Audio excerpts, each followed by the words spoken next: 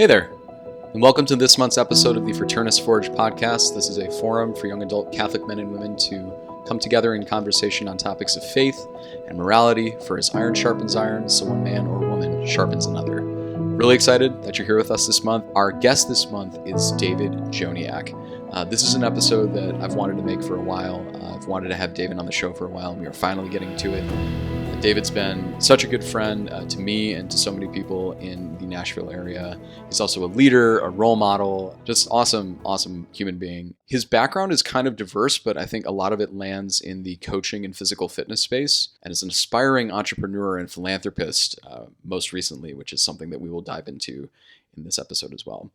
And we spend a lot of our time talking about the process of identifying something that you're really passionate about and the forces that keep you on the path towards achieving that thing. So desire, but then also consistency and accountability as forces that keep you on that path.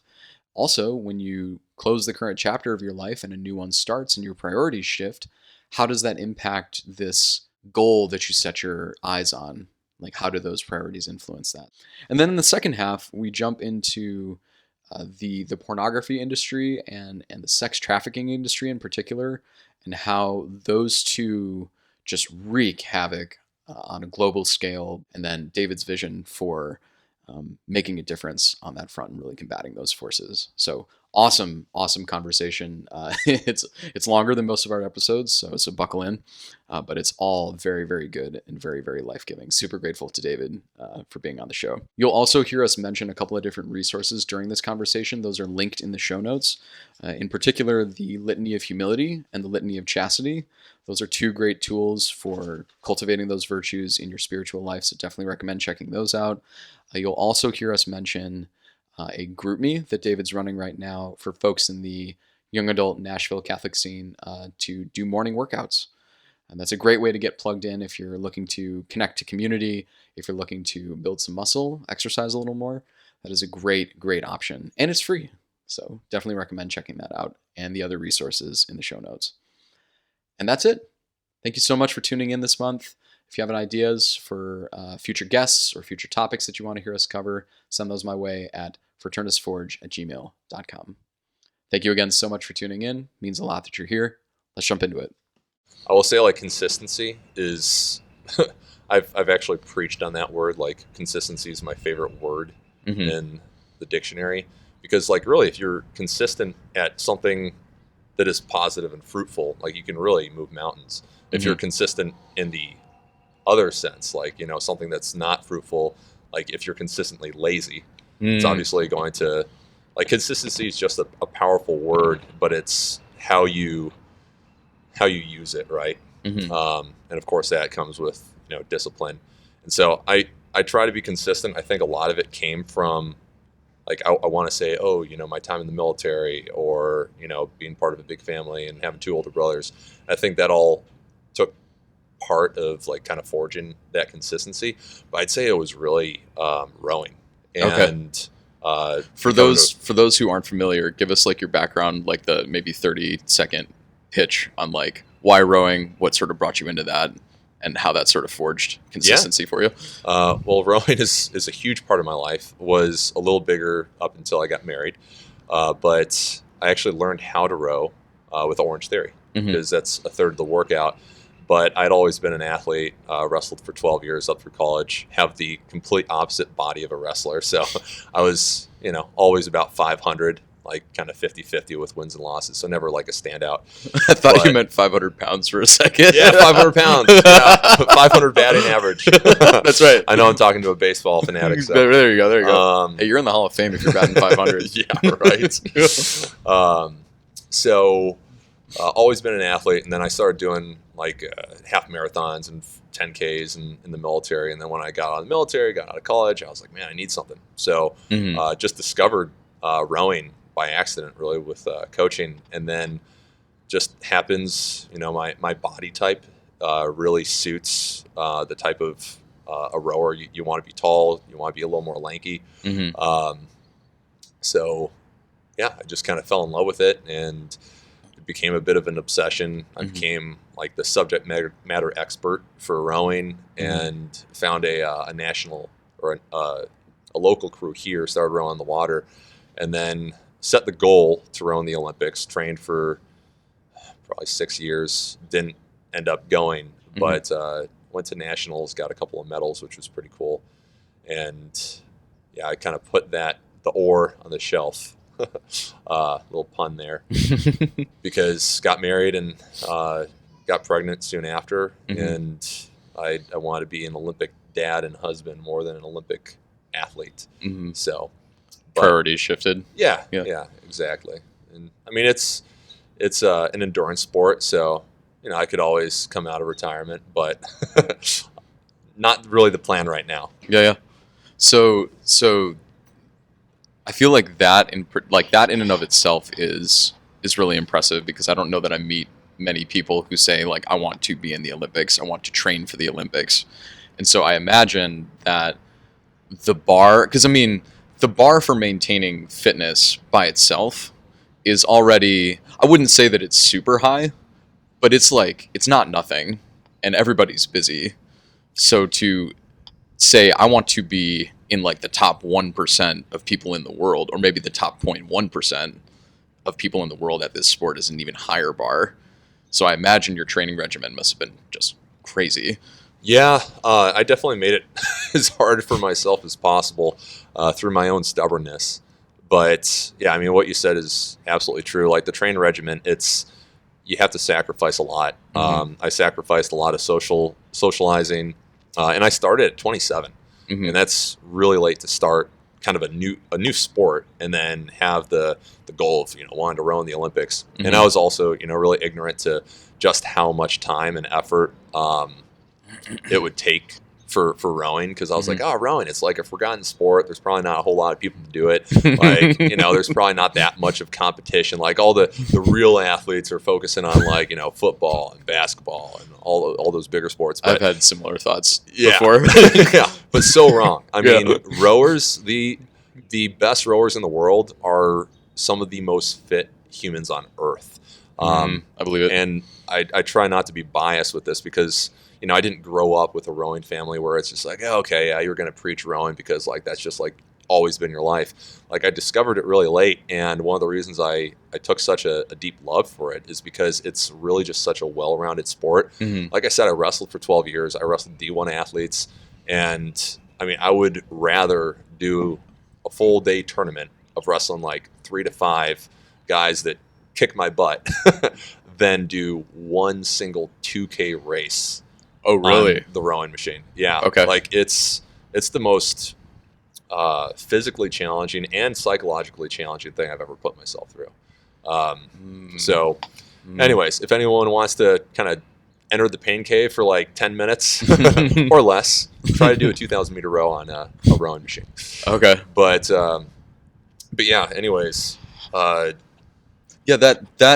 that's striking to me.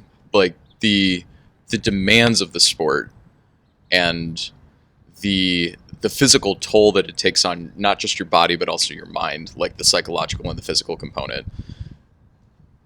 What helped you build consistency facing those kinds of obstacles? Because like I will speak from my personal life, and not everything is this way, but there have definitely been things where it's like, I'm going to do this, and then I get into it and I get hit in the mouth a couple times and it's like, well, no, and I stop. And so I think like that could be just a test of like how bad you want something, but I feel like there's more to it. Yeah, honestly, it was kind of ripping the Band-Aid off and just letting the whole world know, like, hey, this is what I'm gonna do. And that kind of in its own sense held me accountable. And it's like if I have a goal and I keep it to myself, and there's really no accountability other than kind of my own mind. It's just like, oh, no one really knows that I'm trying to do this thing, so I can back out at any moment. Okay. And I'm not saying this is the right way to do it, because it did create a lot of anxiety. But I mean, back when I first discovered rowing and was like, oh my gosh, I love it. And I got on the water and I'm like, this is the greatest thing ever. I like wrote in my journal, I'm like, I am going to row in the 2024 Olympics, which would be this year. Okay. But not going to happen. And then back when I was on social media, I posted it on Facebook and Instagram, and it was this, long kind of monologue of, saying like, I really want to do this, yada, yada. And so now everyone kind of knew, like the cat was out of the bag. And so there were thousands of people that were going to hold me accountable. And I mean, family that I hadn't talked to in forever was like reaching out every couple of months, like, hey, how's the training going? Like, how's the dream? And I'm like, oh my gosh, like I'd look like an idiot if I'm like, oh yeah, I kind of like gave up, after like 6 months or a year or whatever. I really wanted to give it my all. And I had to make sacrifices. As I mentioned, like my social life was gone. Not completely, but definitely not what it used to be. And then had to, get to bed early, wake up early, because usually you wake up at like 4 a.m. to get out on the water at 5, because that's when the water is most calm. We call it glass. You want to cut glass. So usually as the wind picks up, there's more wake, so it's a little harder to row. But and then there's only about 20 or so spots for the Olympics. Not even that many spots are guaranteed, because you've got 6 different types of boats. You got the 8, the 4, the pair, the quad, the double, and the single. And usually those boats that have more than one guy are in a specific place where those teams are living together and they're trained together and all that stuff, and they have a coach. And usually it's like northeast or northwest, like kind of California, Washington, or like New York, Boston. Yeah, exactly. Like yeah. Okay.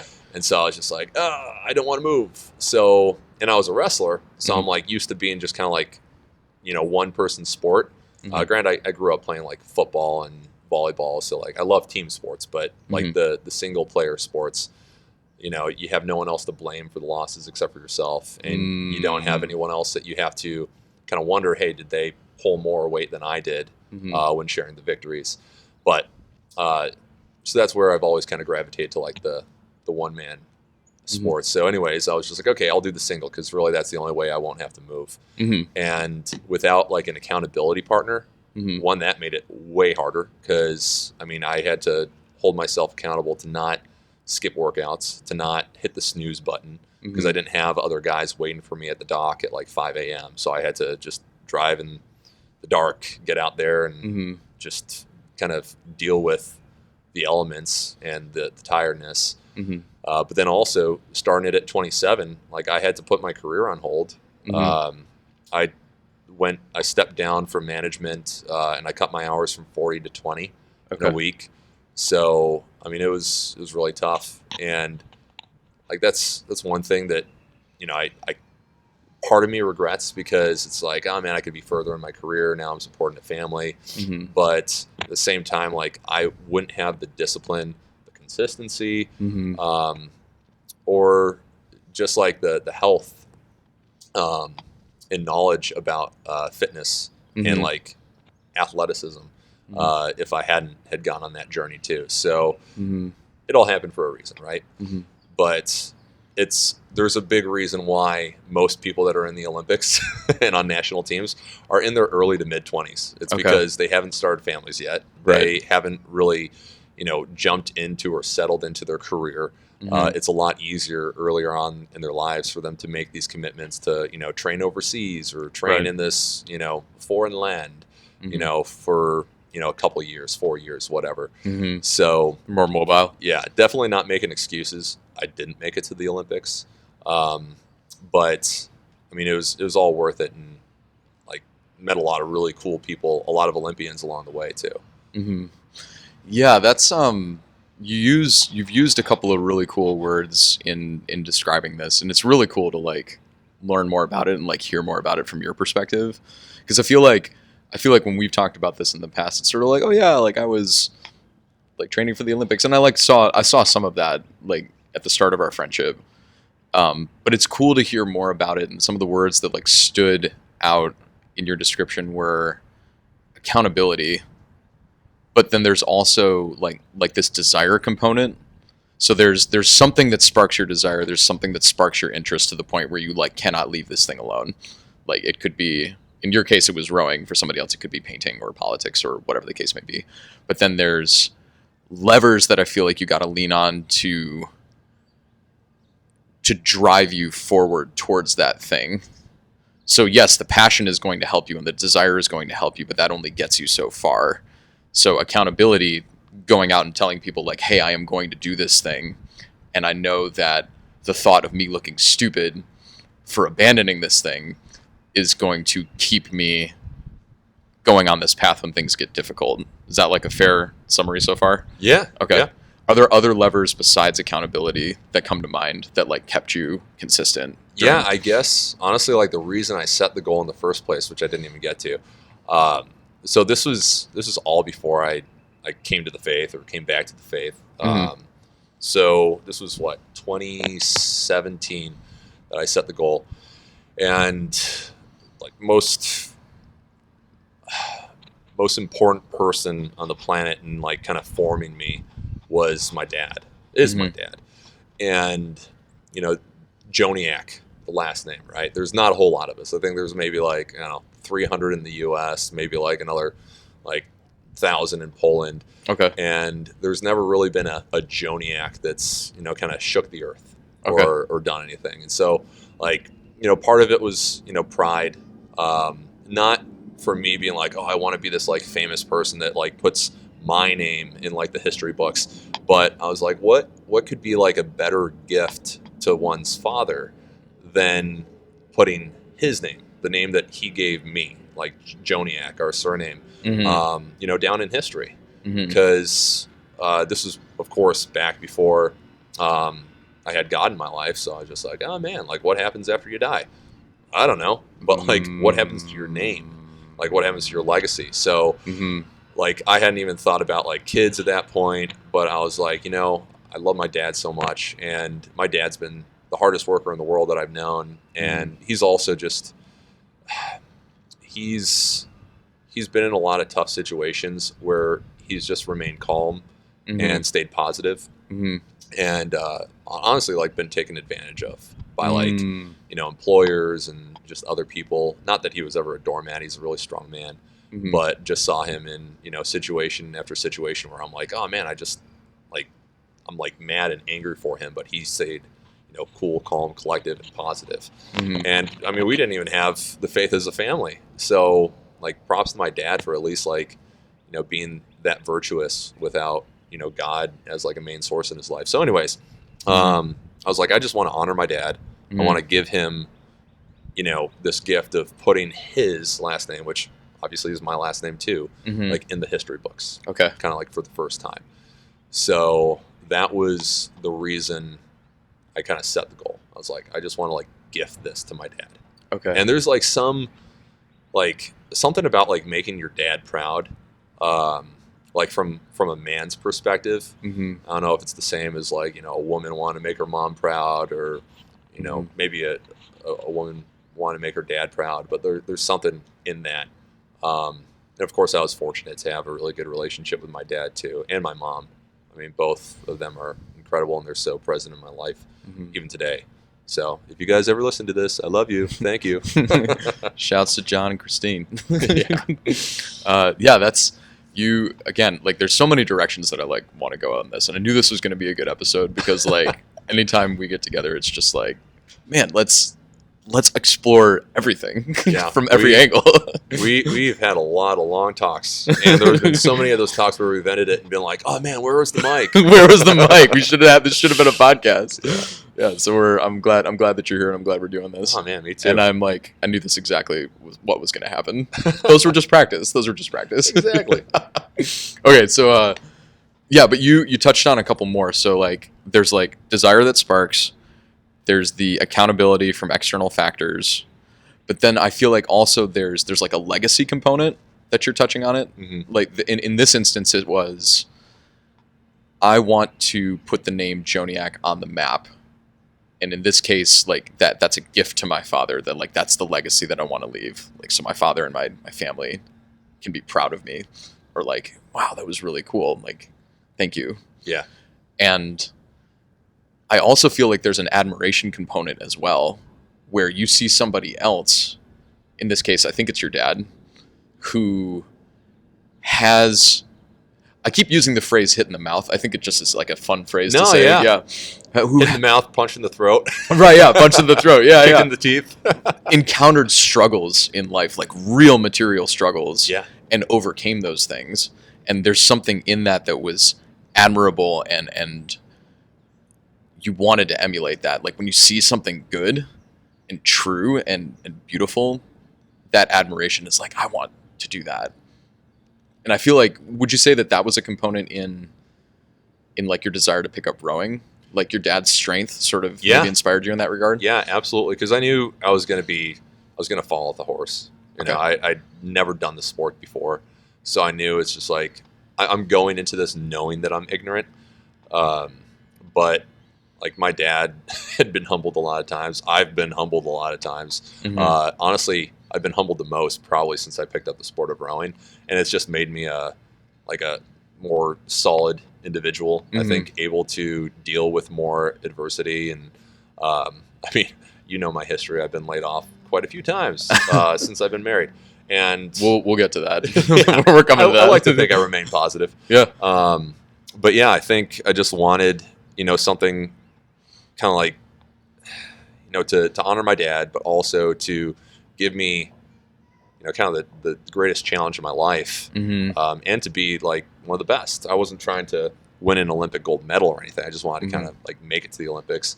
But I'd say in my prime, I was in like the top 500 in the world. But if you want a ticket to the Olympics, you got to be like top 100, top 200. I mean, honestly, top 50 if you're going to represent Team USA, because Team USA have some of the best rowers in the world.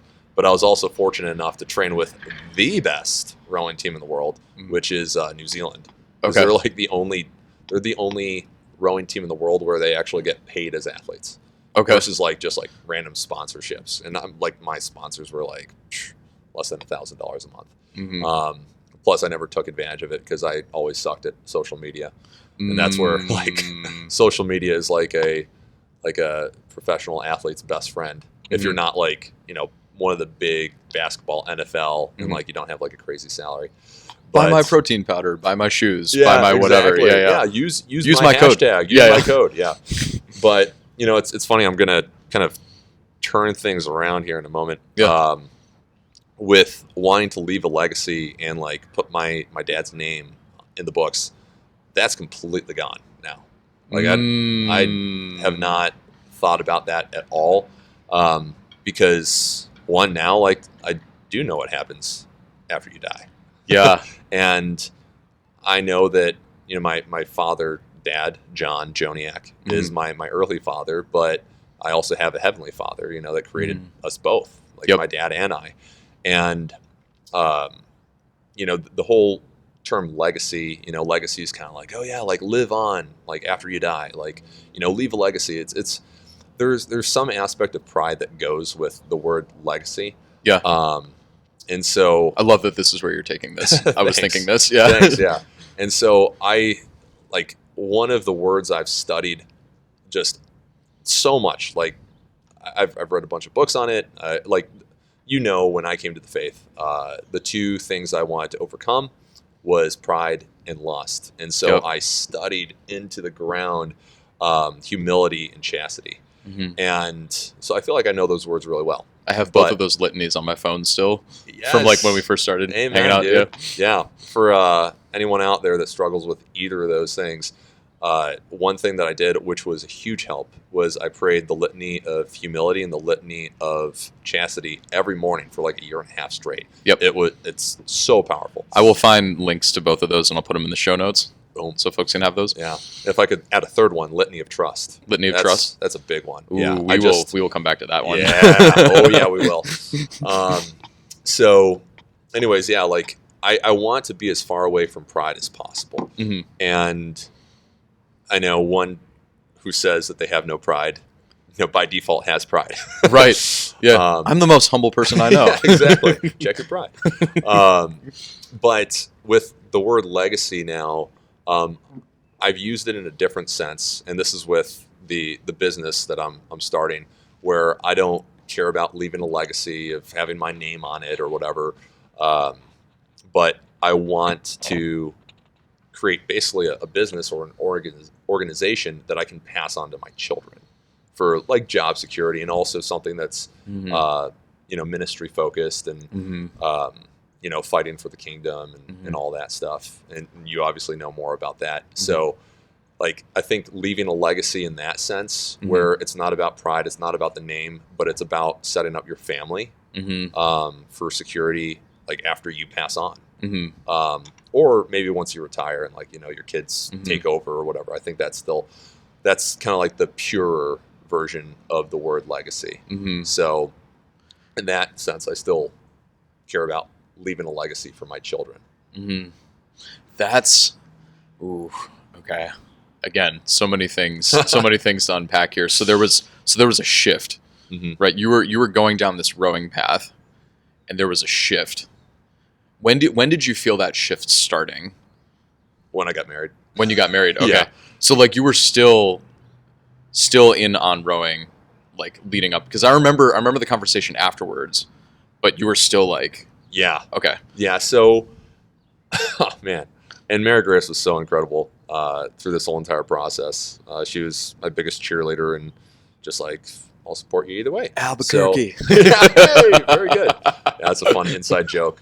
I'm totally going to share that story. You totally should. Yeah. I think it's a fun one. So yeah, because this actually all works into the timeline. So anyways, Mary Grace and I met. I proposed after 3 months. Best decision of my life. And then we got married like 5 months later. We were intending to have a longer engagement, but she wanted it to be during like the warmer months, like kind of summer. And I wanted it to be after like the competitive race season. Okay. Because if it was in the middle of the race season, like, honeymoon wouldn't be as fun because you'd have to be training. Yeah, I'd be training and all that stuff. So everything kind of like pointed towards August, because nationals, like the national championships, were in Florida, Sarasota, beautiful course, Nathan Benderson Park, and it was August, I think, like 14th or something. It was a full week. And so we were like, okay, let's get married August 26th. So of course we have like a 4.5 month engagement. So we're planning all this, and Mary Grace did most of the planning, and we had like a really low budget, but she did incredible things with that small budget. And I feel like it looked like it was a higher budget wedding, which was awesome. So props to her. But I really liked your wedding. I thought you guys did great. Thanks, man. Thanks. Yeah, we called in some favors. So, geez, what all happened in that like short term? So it was a really short engagement, which is already stressful. And then I was training my butt off. And then we had nationals. I ended up getting a gold in the double with my training partner, Mike McKay, who's just a monster. And then a silver in the mixed double with my friend who's over at Row House, Alyssa. And then I got a bronze in the single, which is like the solo one. And I was competing against, what's this guy's name? Can't remember, but he was on Team USA. He had just come off of it, but yeah, kicked my butt. Anyways, so all that stress, I feel like I do well with like managing stress. But all of a sudden during nationals, I got this purple circle in my eye. You remember that? I remember this. Yes. Yeah. And so every time I blinked, every time I opened my eye, I saw this like purple circle. It was like basically like a negative image of just like a large circle. Like it was large. It was like basically half of my vision.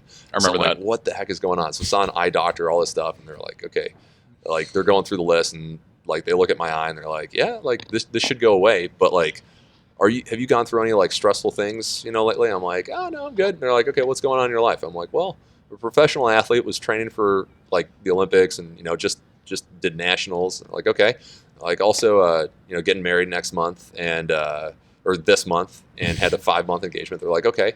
They're like, and how old are you? I'm like, I'm like 31. They're like, okay, yeah, this happens due to stress, and this is actually very common in like young men who are like professional athletes. Okay, I'm like, oh wow. So anyways, it's pretty funny because like the purple circle.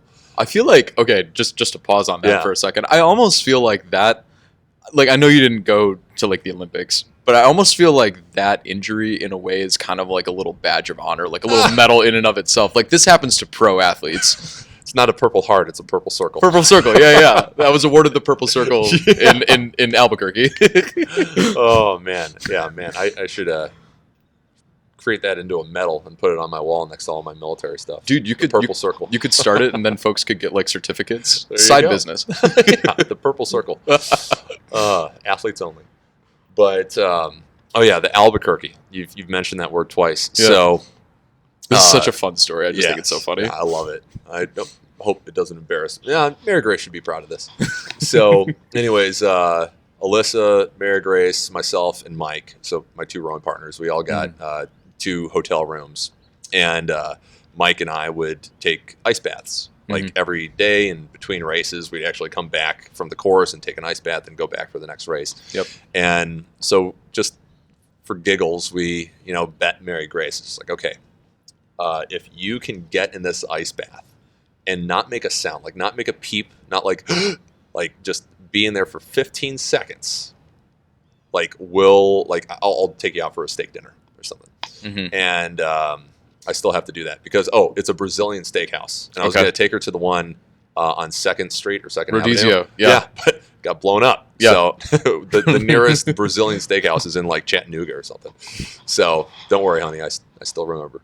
But if she were to lose, she would have to go down to the finish line and be screaming her butt off for a team that doesn't exist, saying, "Go Albuquerque, Albuquerque, Albuquerque." So she won, so she didn't have to do that. And I was like, oh man, I was kind of like hoping that she'd lose because it would be so funny. We'd like film the whole thing, but she did it like a champ. She got in that ice bath for 15 seconds, didn't move, didn't make a noise, and so I got to take her to a Brazilian steakhouse.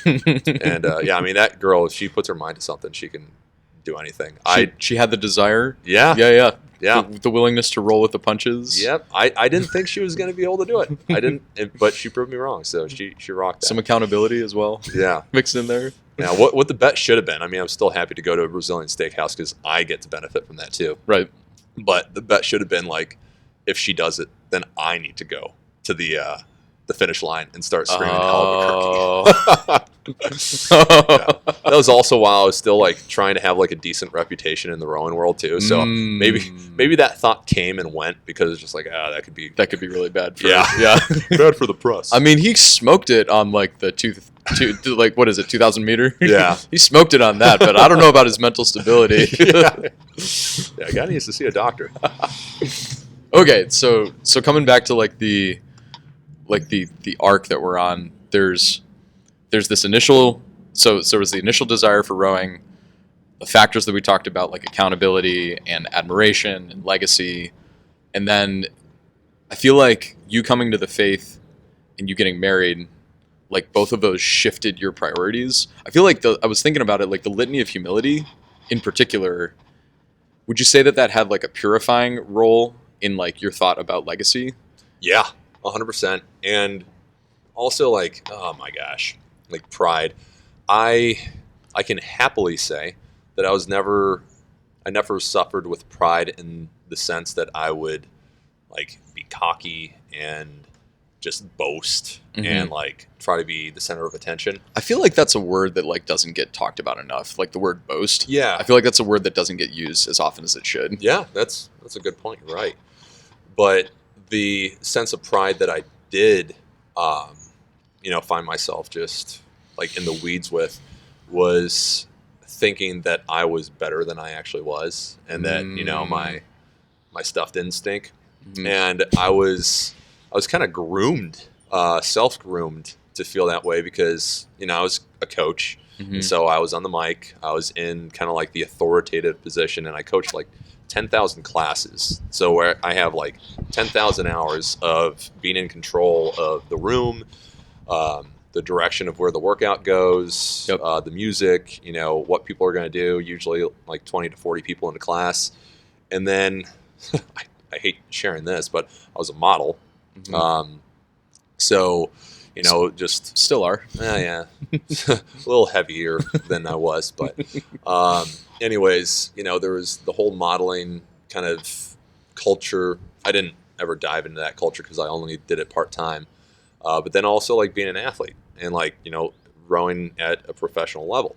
So like all these things definitely like subconsciously and sometimes consciously like inflated my ego.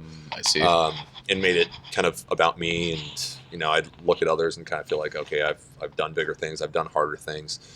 So reading the Litany of Humility over and over, praying it, was really helpful, just to kind of check myself on a daily basis, especially in the morning too. Because, you know, there'd be some days where I'd forget to do it in the morning, or just like busy morning, like early workout. And so I'd do it at night. And as I'm going through it at night, I'm like a bunch of these things I totally botched during the day. So, you know, having that reminder in the morning to really kind of like set the bar, set the expectations for the day. Yeah. So, I mean, I think that played a huge role. And then with just marriage too, like I made so many poor decisions just living this secular life. I guess we haven't really gotten into that, but whatever you want to share. Yeah. Whatever you're comfortable with. Yeah. So, I mean, I'm not going to go through my whole story because I'm already long-winded as it is, but you know, it's good content. Yeah. Thanks. Like I always tell you, like there are some people who I think people like I think rip on themselves for being long-winded, and like sure, some people it probably is deserved because like be more interesting. If you're going to be long-winded, at least be interesting. Yeah. Yes, you are long-winded, but I also think that you're interesting, and Okay. I think people enjoy listening to you because of that. So if you want to be long-winded, go for it. Man, look at this affirmation circle, man. I love it. Dude, I just love you, man. I love you. Yeah, dude. This could be a whole entire podcast of us just complimenting each other. That's usually what our talks go like, though. Wow, the latest Fraternus Forge episode is 4 hours long. Oh, man. But, yeah, Cliff Notes. Born and raised, Chicago suburbs. Everyone's Catholic, so no one's Catholic, kind of like a supply and demand. Right. And it's something that you do because it's what everyone's doing. Exactly. Yeah. And, you know, it was, I think my grandparents were pretty Catholic, but then it got, you know, really watered down with my parents. They went to Catholic school, and I recently heard that Fulton Sheen said that if you want your kids to lose their Catholicism, send them to Catholic school. If you want them to test their Catholicism, send them to public school. Oh, wow. I'm not saying that is like the gospel truth. Yeah. I do respect and love Fulton Sheen, but I mean, I've seen that happen a lot, unfortunately. But there are definitely some really good Catholic schools out there. So I do not have an opinion on the matter. Just sharing a quote. Yeah. But all that being said, you know, we'd go to church, you know, Easter and Christmas. What, Creaster Catholics, I think is what people call them. Yeah. Or CEOs, Christmas and Easter only. Heard that one recently. And sometimes we'd even miss those holidays. You know, we didn't pray before meals. Some years where we do it, you know, a couple times, and we'd go to like Sunday Mass, but like, you know, the kids me and my siblings would ask questions. We wouldn't really have like a solid answer because my parents weren't, you know, well catechized. And, you know, praise be to God, we received the sacraments. But then we all kind of left and, you know, kind of just joined the cultural drumbeat. And so I was agnostic as soon as I left high school, and just, you know, didn't really believe in anything, didn't really have a backbone in my faith or what. And yeah, made a lot of poor decisions. So 2020, when the whole world turned upside down, you know, some people were affected more than others. And I was in a secular relationship of like 2.5 years, and we were cohabitating. We had a dog. So, you know, pretty much what you hear about all the kind of secular relationships these days. It's like, have a dog, don't have a kid. Right. You know, have a relationship where I'm a fur mama. Yeah, live with each other. Yeah, fur mama. Yeah, I was a fur daddy. But yeah, have a relationship for, you know, 3 years, 5 years where you live with each other, but you don't get married, where you can always back out, you know, at any moment because there's no commitment. So anyways, that was my life. But when like everyone was kind of forced to have, like, choose a side with like the politics and like the Black Lives Matter and COVID and all that stuff. Like, I didn't have a political affiliation, but I just kind of followed my heart. And like, I'm a big man of like justice. Like I really care about things being justified. I hate bullies. So, you know, I just kind of followed that compass, and I was just like, oh man, like the person that I was in a relationship with, like we have very different values and compasses, I guess. Mm-hmm. So we decided it's best to split, end things. And, still a wonderful person, respect her. But, then I also lost my job because I was with Orange Theory. I was the subject matter expert for corporate. They cut like 60% of their employees. And then, of course, all the gyms shut down too. And unfortunately, the gym that I was working for here enforced my non-compete. So I couldn't work within like 15 miles of an Orange Theory in North America. Yeah. So I went back and forth with them, and they did say, okay, like as long as it's not in like Middle Tennessee, you're fine. But I was like, okay, well, I don't really have a network anywhere else other than Illinois, like outside of Chicago. So I moved up to Illinois and was just couch surfing for a couple months looking for jobs. Of course, Chicago was even more shut down than Nashville. So, I mean, I was working maybe 10 hours a week, barely an income, working for a row house. But I was staying at Ben DiGiovanni's house, like in his basement on like an inflatable mattress. No. And like living out of my parents' car because I had sold my car, my Jeep, when I went to New Zealand to train with their high performance team in the intent of coming back and buying a new car. But I didn't have a job, so I was like, oh my gosh, Mom, Dad, can I borrow your car? And of course, like I said, great parents, so they let me borrow their sedan and went up to Illinois. And yeah, it was an interesting, very humbling 3 months because I mean, I was on top of the world with Orange Theory, top of the world with training. I thought like everything was great, and then just not just COVID, but like I lost my network, I lost my community, lost that platform that I had with Orange Theory, you know. And so I was like, wow, how could my life turn and like I go from having what I thought was everything to nothing in just like the flip of a switch.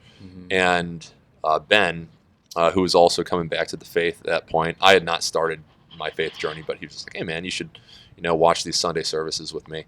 And the first one, the pastor was, or the priest, both I guess the same, was talking about how when there's a storm, you can get your boat, and of course I related to the boat. I'm like, oh, I'm a rower, but like your boat can get tossed and turned and flipped and all that stuff, and then when the clouds part, you have no idea where you are. But it's important to have an anchor to where, like, as long as you anchor down, you can go through the roughest waters, but you're always going to know where you are. And God, can be that anchor. And so I felt like, something that everyone's kind of claimed. It's like, oh man, like I feel like that sermon was just for me. And so it piqued my curiosity. And then I started, watching these with him every Sunday. And, they were 45 minutes because like there's no line because it's all just like on YouTube or whatever, or Facebook Live. And, they were 45-minute recordings or whatever. And they would turn into like 2 hours or 2.5 because I kept on pausing it and asking Ben, like, well, what about this? What about that? What about this? What about that? It's like I didn't know anything about the Mass. Like, so that kind of sparked my interest. And then, of course, only working 10 hours a week, like I just was like, okay, if I'm going to, start following some religion, I want to follow the right one. So I started studying like Eastern religions and Western religions and like Buddhism, Hinduism. I even studied like atheism, and that was just kind of sounded like a bunch of teenage boys with very big vocabularies bickering. That's right. So, yeah. So I quickly dismissed existential atheism. dread. Yeah. Have you read Nietzsche? Oh, I love Nietzsche. Right. So yeah, and then I did end up moving back to Nashville because I fought the non-compete and was able to work back here. And upon getting back here, I found Father Phi. And when I called him up, I was just like, hey, I want to disprove Catholicism. And he was like, okay, let's meet. So I'd come to him like every week for a few months with like, just a list of like 20 questions or more.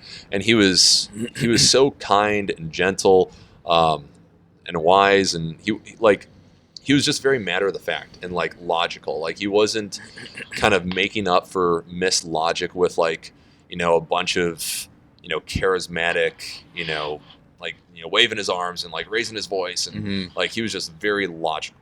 And right. I love That's that. something, just to jump in for a second. That's something that I really appreciate about how Father Phi and like other priests in the diocese give sermons. Yes. It's just very, it's not like, you can tell that they're excited about what they're sharing, but I feel like they're also authentic. Like something that I think is a really easy trap to fall into is using the pulpit sort of like as like a performance. Yes. Where like, and I think it happens in the Catholic Church. It also happens in other branches of Christianity, where the person giving the message begins to supersede the message. And I feel like Father Phi and other priests in the diocese are really good at taking a humble, which I know is a theme in this podcast, a humble approach to delivering the word. Yes. And Father Phi is just really good at that. He's like, and so here's this thing, and it's just his enthusiasm that's coming through, not so much like I need to convince you and like my word shall convince you of, you know what I mean? I feel like that's what you're getting at. Yeah, you hit the nail on the head. Because, I mean, even as a coach, like I'm on the mic all the time. And I know like in my training and even in some of the seminars that I've given to, younger coaches is energy creates energy. And so if you want your members to enjoy their time, you want them to be full of energy. How do you make your members full of energy? You need to bring the energy to them. So of course, like when I'm on the mic, I'm not being like monotone. I'm being exciting, and I'm trying to, I'm literally like, kind of preaching, but fitness to them and getting them excited, getting them to laugh, getting them to kind of forget that it's a workout and that they're kind of putting their bodies through some sort of like torture. Yeah. And I've seen a lot of, preachers kind of do the same thing, make them kind of forget that it's a mass and make them feel like it's like a comedy show or a TED Talk. Right. And they kind of feed off of the emotions. And so I'm not saying that like if there was a charismatic preacher, you should like, run away. Because some of those, I'd say like Father Mike Schmitz, he's pretty charismatic and I absolutely love him. Yeah. Like I'll listen to him all day. Yeah. But he's so authentic too. Yeah. And like he also he might be charismatic, but he it doesn't sound like he has everything kind of scripted. It feels like he just kind of like speaks like from the seat of his pants. And I don't know if that was the right term, but you know what I'm saying. I know what you're talking about. Yeah. And I think Father Phi does that as well. Yeah, I agree. I feel like the more that you think about what you're going to say, because isn't that in the Gospels where God tells the apostles, do not think about what you're going to say to defend yourself to the Pharisees or whoever when you're questioned about your faith. I will give you the words that you're supposed to say. Ooh. And I feel like this might be an entirely different thread, but sort of launching yourself into moments like that without rehearsing, without playing through, this is how I'm going to say this is the inflection that I'm going to hit here, and just trusting that God's going to give you the words to speak in the moment and trust that those are the right words is, as a recovering control freak, is scary. But I feel like if you asked them, I'll bet you he might say something similar. Like Father Phi might say something similar in terms of how he gives homilies. That's a really good point too. And, it kind of goes to that background that I have on my phone. I've showed you that a million times. Well, the main background's Mary Grace. The other one where it shows like the things of God and the things of Satan. Oh yeah. Just pull that up really quick. I need to make that my background again. It totally was for a while, and then I switched it. Oh yeah. So like God reassures you, he enlightens you, he encourages you, he calms you. Whereas like Satan rushes you, frightens you, confuses you, stresses you, discourages you, worries you, all those things. And so I feel like, if you're just so hyper focused on like getting everything right by like being extremely rehearsed with the talk, it's like, I feel like what's driving that? It's probably worry and like discouragement, right? Whereas, if you're or pride, yeah. And if you keep doing your talks like that, like you're really never going to grow in being able to just like kind of speak from the heart. And now, granted, this isn't like bell curve, right? So it might not work for everyone, but I'm sure a lot of people that like write down their speeches and rehearse them, they are speaking from the heart. Like they're writing down the words from the heart. But I think there is, and this is like something I want to get so much better at, is like just free praying and also like free speaking. Like obviously I'm free speaking to you right now, but like from the pulpit, right? Not that I'm always up there, but one person, I'll just do a little name drop, that's incredible at free praying is Mathew Hayes. Okay. Like he's great. I mean, I've been fortunate enough to work with him in a couple different areas, and he's actually one of my mentors for my business project. But he organized this incredible one-day men's retreat called Life Compass that happened at St. Anne a couple of weeks ago, and he just gave this incredible free prayer, at the beginning, or maybe it was the end of the conference, and I went up to him like, dude, like, how the heck did you like learn to free pray like that, like so well?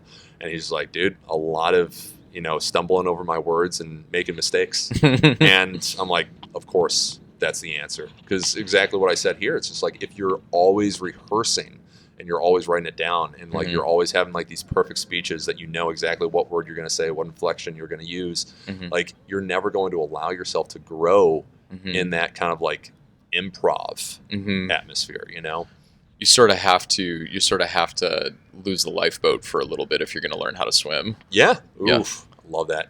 Oh man. Water metaphors. Here comes another affirmation. Mathew, you are so great at taking everything that I say and then condensing it into a much, much, much smaller version, but using like the best possible words to describe exactly what I was trying to say. I'm never let me down. Thanks, never bro. let me down. You're so good at that. It comes with the territory of being a project manager and listening to an hour or half an hour of people sit in a room and talk about like this technical problem or whatever. Like you got to be able to boil stuff down. Yeah. So I love it. Love you, bro. Love you, man. Just wow, this episode was 12 hours. Wow. Look at this guy right really here. got into it. Okay, man. So I have an idea. Yeah. I think the thread that we're on right now actually ties in really neatly to where Water we tubing? were. Oh. I'm totally kidding. We were doing the affirmation circle, and I just thought about like our bulging Our biceps. Dude, that's such a good Dude, your picture. bicep looked huge. Yeah, Oh, I might make that the background on my phone. I feel like that will reassure me. And oh man, I'm sorry. I don't want to lose your train of thought. No, I won't lose it. It's a good thread, but this is a fun little aside. So, I was thinking earlier actually on the way over how much of an honor it was to be part of your wedding, and just to be included in like the bachelor party and like. I don't know. I just love you, dude. Like, I don't know how else to say it. Yeah, I have a ton of admiration for you, which is a theme that we've had, like we've talked about in this episode. Well, likewise. Yeah. And you actually threw me the local bachelor party. I did. Yeah. It was Beer the Olympics. first Beer Olympics, and it was awesome. It was so much fun, dude. You did such a great job. And then there was a second Beer Olympics. There's going to be a third one, right? I think we have a mutual friend, Patrick Dwyer, who I think was talking about hosting. Oh, really? But if he's still on the cross country, I'm gonna film in LA or film in this place. Like, who knows? Yeah. Love you, Patrick. Patrick, you've been crushing it lately, dude. Yeah. Awesome job. So proud of you. Absolute animal Also with the camera. Such a great guy.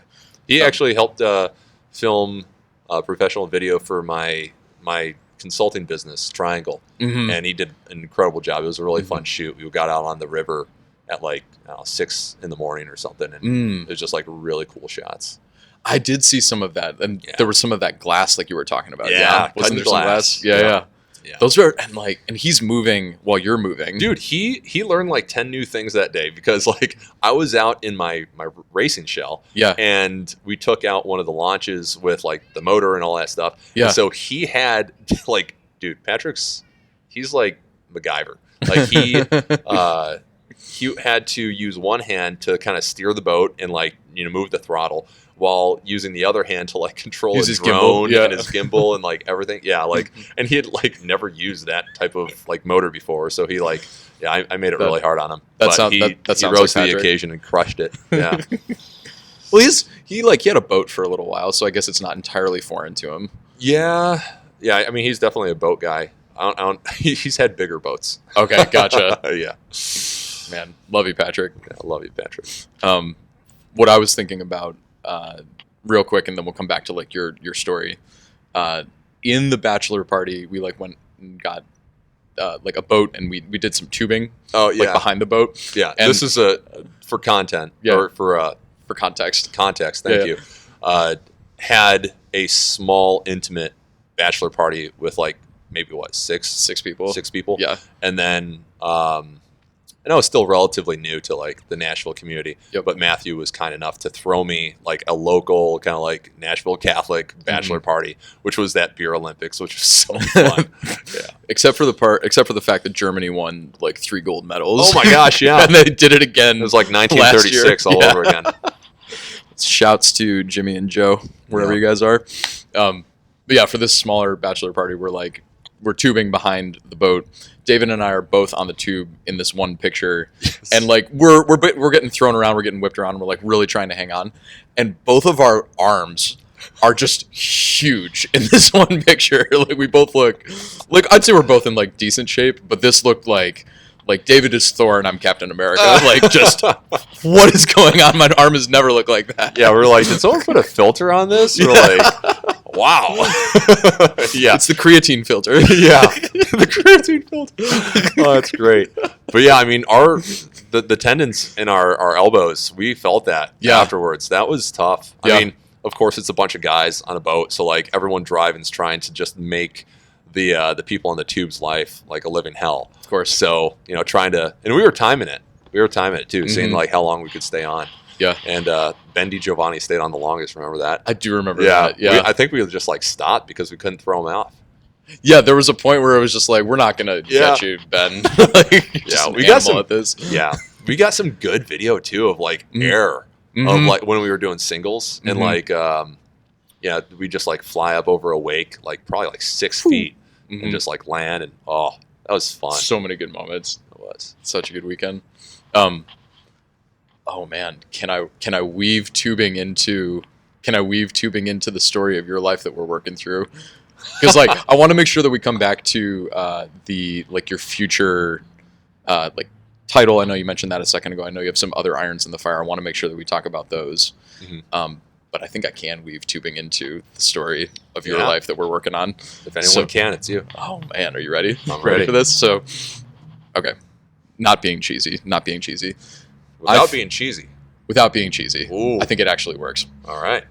So we've been talking about a couple of different words in this podcast.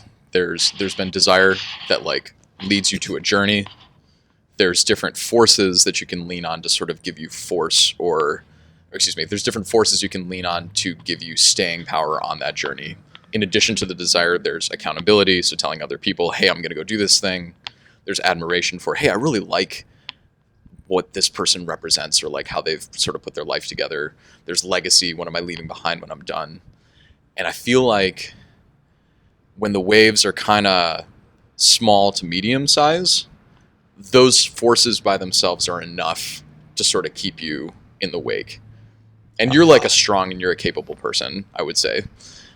But I also feel like there's a point in people's lives where the waves are just too big. Like you sort of come to the end of what you can do by yourself, and you realize like, wow, I literally cannot face this storm, and I'm going to sink if I don't find something else. And I feel like that's where God steps in with a boat-themed sermon or something that reaches you where you are and says like, you've been missing me, and asks to be allowed into your boat, or sort of offers an invitation to step in. Does that resonate, or does that track? It does. You did what you said you were going to do. That was not cheesy, and that was good. Yeah. Dude, way to summarize it all. And I feel like that's what happened with you with Orange Theory, because I feel like you were kind of just like, wow, look at what I can do, sort of crushing it on these waves. Myself. But then the bottom sort of fell out, where that relationship crumbled, Orange Theory crumbled, you lost your community, and you lost a bunch of stuff, and you were in a storm. And I feel like you learned to rely on God in that storm, and that's what shifted your priorities over the past couple of years to where you are now. Yeah. Yeah, I'd say, doing Exodus 90 right now with a bunch of guys. Yeah. there's like 90 of us, just that we know of at least, doing it this year. So that's really cool. And we just did, not that this is on topic, but we just did a 30-day hike up Percy Warner. There were like 30 guys. It was yesterday. And Father Phi led it. And at the top of the mountain, it's called a mountain if you're from Illinois or Florida. That's right. Speed bump otherwise. Yeah, right. But at the top, there was this beautiful lookout over like all of Davidson County. And Father Phi gave a really good talk, as he usually does. Right. But anyways, back to Exodus 90. So like Exodus 90, it's I think the 4th year I've done it now. And every year I've gotten something new out of it. You and I were solo anchors last year. That's right. Kind of did it unorthodox. It was just the two of us. Yeah. But it's all about, getting rid of your pharaohs and like breaking your chains and like shedding all of like, the bad habits. And I feel like I went through an exodus in 2020, as I think a lot of people did. Because I mean, that's one of the craziest things that's happened in, the last century. I mean, just the whole world shut down with COVID. But I really had to, like, I was forced to give up a lot of my vices and a lot of my comforts. And so I had all this kind of void, all this space, emptiness, where I needed to fill it up again. And I think that was God's intention, where you're just like, your life is too full for me right now. And it's full of things that are actually pulling you away from me. Yeah. So I'm going to help you basically empty your cup. And then the choice is yours, whether you want to fill it up with me. And I mean, oh, dude, that's such a good, that last sentence right there, the choice is yours, whether or not you want to fill it up with me. I just got like goosebumps. It's thanks, like, man. It's cold out here, and that might be part of it, but like that line in particular hits. Thank you. You're rubbing off on me. But yeah, and I guess to kind of circle back to, the 20 questions with Father Phi, simultaneously I did my first Exodus 90 group. But with just an incredible group of guys, Ben, who I've mentioned a couple times, Jake, who also stood up in my wedding, you know him. We were all from different states too, so it was all Zoom. But it was great because whenever we were having our meetings, it's like I just asked them a bunch of questions, and I tried to kind of disprove the faith and all this stuff. And at the same time, I was doing a Baptist discipleship with a dear friend, Chad Ramsey. And then I was doing a in-depth Bible study with a non-denominational church at the same time, Zeal. Yeah, I remember Zeal. Yeah. So like that, I'd already kind of narrowed it down to Christianity. And that was really like, I just studied, was Jesus who he said he was? And, Shroud of Turin, and then like, the martyrdom of the apostles and a couple of other things like, 5,000 eyewitnesses and all that stuff. Like a lot of that stuff kind of won me over to Christianity. And can I jump in for just a second? One of the things just in that same sort of realm that always gets me when it comes to like proving the existence of Christ and the authenticity or the accuracy of the church is the fact that when Christians were being martyred in the early days of the church, like nobody recounted. Like nobody went back and said like, oh yeah, sorry, you got us. Like this whole Jesus thing was just a hoax. Right. That gets me every time, because if it was a hoax, they totally would have. Yeah. And like, I mean, it wasn't like just like a bullet in the head. Like it was torture. Yeah. And it's not like, oh, it was like, 80% of them. Like, it was all of them. Yeah. Like it's nuts. So yeah, I think there's just so much evidence, for Jesus being who he said he was. Now, of course, I'm not like an apologetic, but if anyone wants to, find answers on if Jesus was who he said he was, like I've got some, a pretty good list of names that I would refer them to. Okay.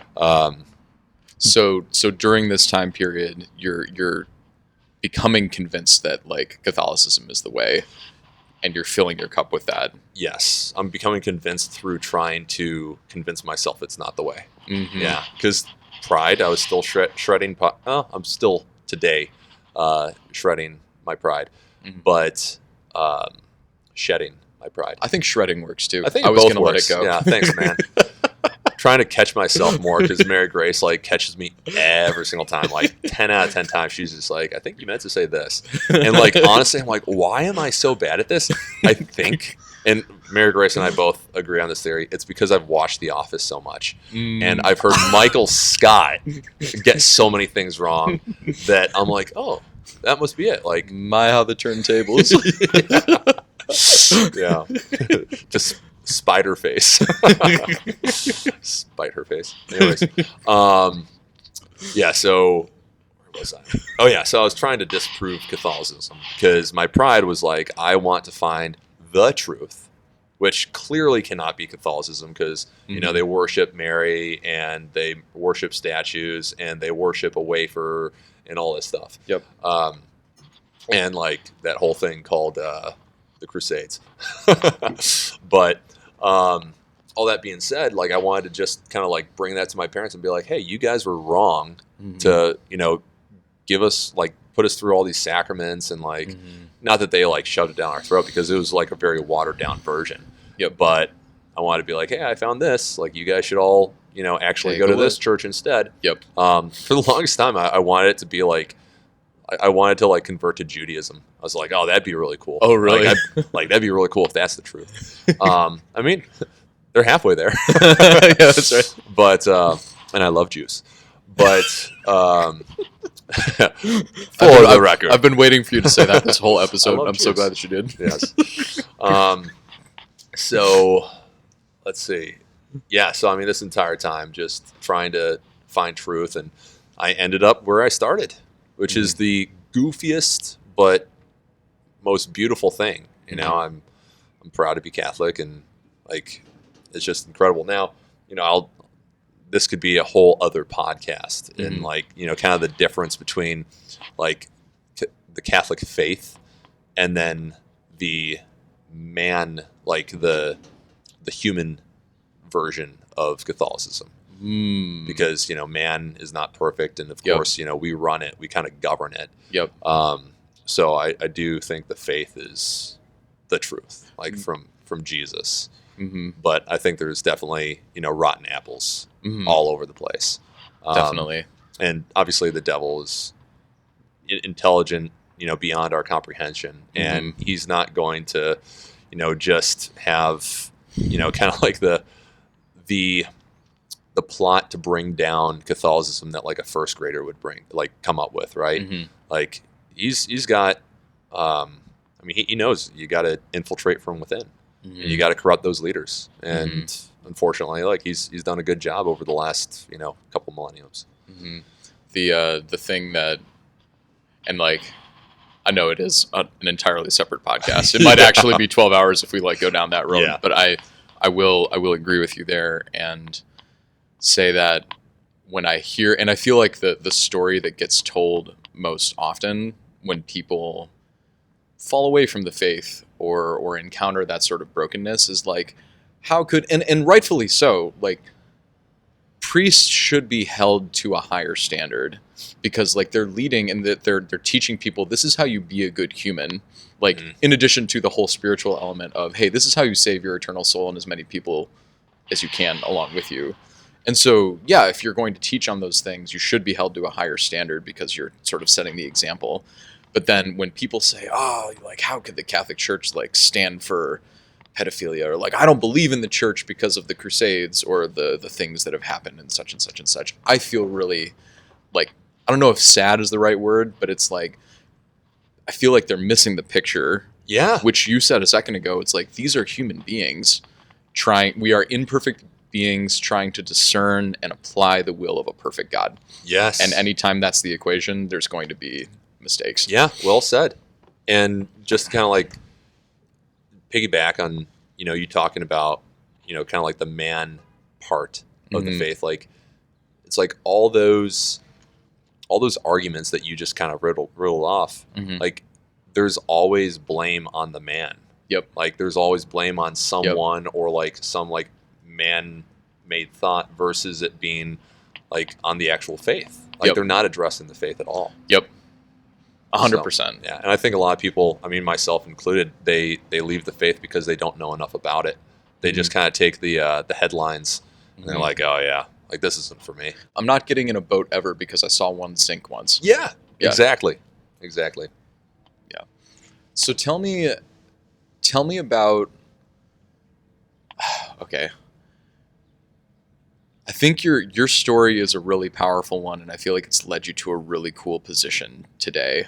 Like God changed what your priorities were. You shifted from, using legacy as an example, you shifted from a more proud one that was like, oh, my name's going to go in the record books for my family's sake and such and such.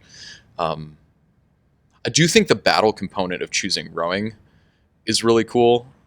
Maybe we spend a second here on this, and then I want to hear what you're working on today, because I feel like you've got some really exciting irons in the fire that you want to talk about.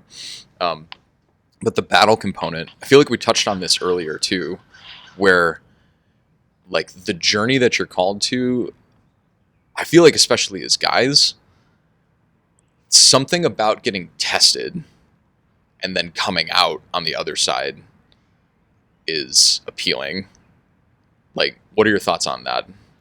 I got a lot of thoughts on that. Okay.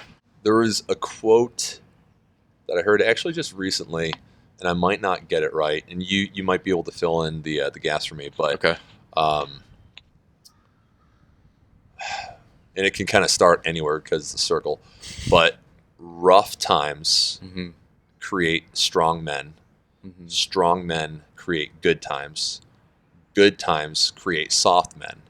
Soft men create rough times. Oh, I see. Yeah. And so we want good times, right? Everyone wants good times. Right. So who makes the good times? The strong men. Yep. Not the weak men. But then how do you become a strong man? You need to survive rough times. Yep. And, rough times can just be, a product of your environment, or you can put yourself into an environment that's rough in order to become stronger. And I'm no David Goggins, but that is one thing that I preach a little bit, in my fitness classes and my personal training, is become comfortable being uncomfortable. Because once you are, you no longer know what uncomfortable feels like because you've adapted so well. A good quote is like, today's difficult workout is going to be tomorrow's warm up. Like your body adjusts. I mean, that's the beautiful way of how God designed us. So, for instance, like just using a 2,000 meter row, because like I've done so many of them. Like when I did my first 2,000 meter row for time, I was already in like pretty good shape. And I got, I think it was 6 minutes. This is on the Concept 2 machine. It was 6 minutes and 52 seconds, 6:52. I'd done a couple of 2Ks on other machines. So it's like, it wasn't like first time I've ever been on a rower, but first time I had been on a Concept 2. So 6:52. And then I got to the point where I could do a 6:11, much faster. And when I went back to do a 6:52, like that was literally my warm up. Like I could maintain that pace for like 20 minutes without calling it a hard workout. So it's kind of the same thing with like life. If you, are constantly living a life of comfort, like the smallest thing that gets you outside your comfort zone is going to shatter your world. Yep. And there's another quote, I don't know who said it, but it's like comfort is a disease. Because as soon as you lose that ability to be comfortable and experience that discomfort that's very foreign for you, like you don't know how to respond because you haven't put yourself in that situation. And that's why, when the world goes, crazy and there's a shutdown and all that stuff, people who are living in the city in these high rises that like have all these conveniences, like they're going to have a harder time responding to this than people who live out in like a homestead with like a farm and all the things that they need. to get by just like on their land, Mm-hmm. you know? And I would 100% say that it's a lot more comfortable to live in like this big spacious high rise where like you just kind of go down to the first floor and you got basically a mall in your building Mm-hmm. versus, you know, living out in the sticks where, you know, you maybe you got to heat your house with like, you know, like a wood stove, and you got to, you know, put the labor into making your food, Mm-hmm. whether it's, you know, gardening or, you know, livestock and stuff like that. But you talk to those people, the latter, and they don't think their life's that tough because they've become so comfortable Mm-hmm. living those uncomfortable lives. And I feel like, and I feel like this is where you were leading to begin with. Putting yourself in those uncomfortable situations by your own hand, especially during like a time of plenty, like a good time, then makes you better equipped to handle the actual catastrophe when it happens, because you're already well versed with, hey, I'm already comfortable with being uncomfortable. So when this actually hits, what's somebody else's 8 or 9 for me is like a 6 or a 7. That's because a great I'm way. already like used to it. That's a great way to put it. And yeah, like that's exactly it. I think with everything though, there's gray area and Mm-hmm. there's a balance Mm-hmm. because, you know, if you're preparing like for when, you know, crap hits the fan, it's like, okay, to what extent do you need to prepare? Yeah. Like, are you preparing out of like paranoia? Yeah. Like, are you like thinking that catastrophe could hit like any second? Mm-hmm. Because that's not how God wants us to live our lives.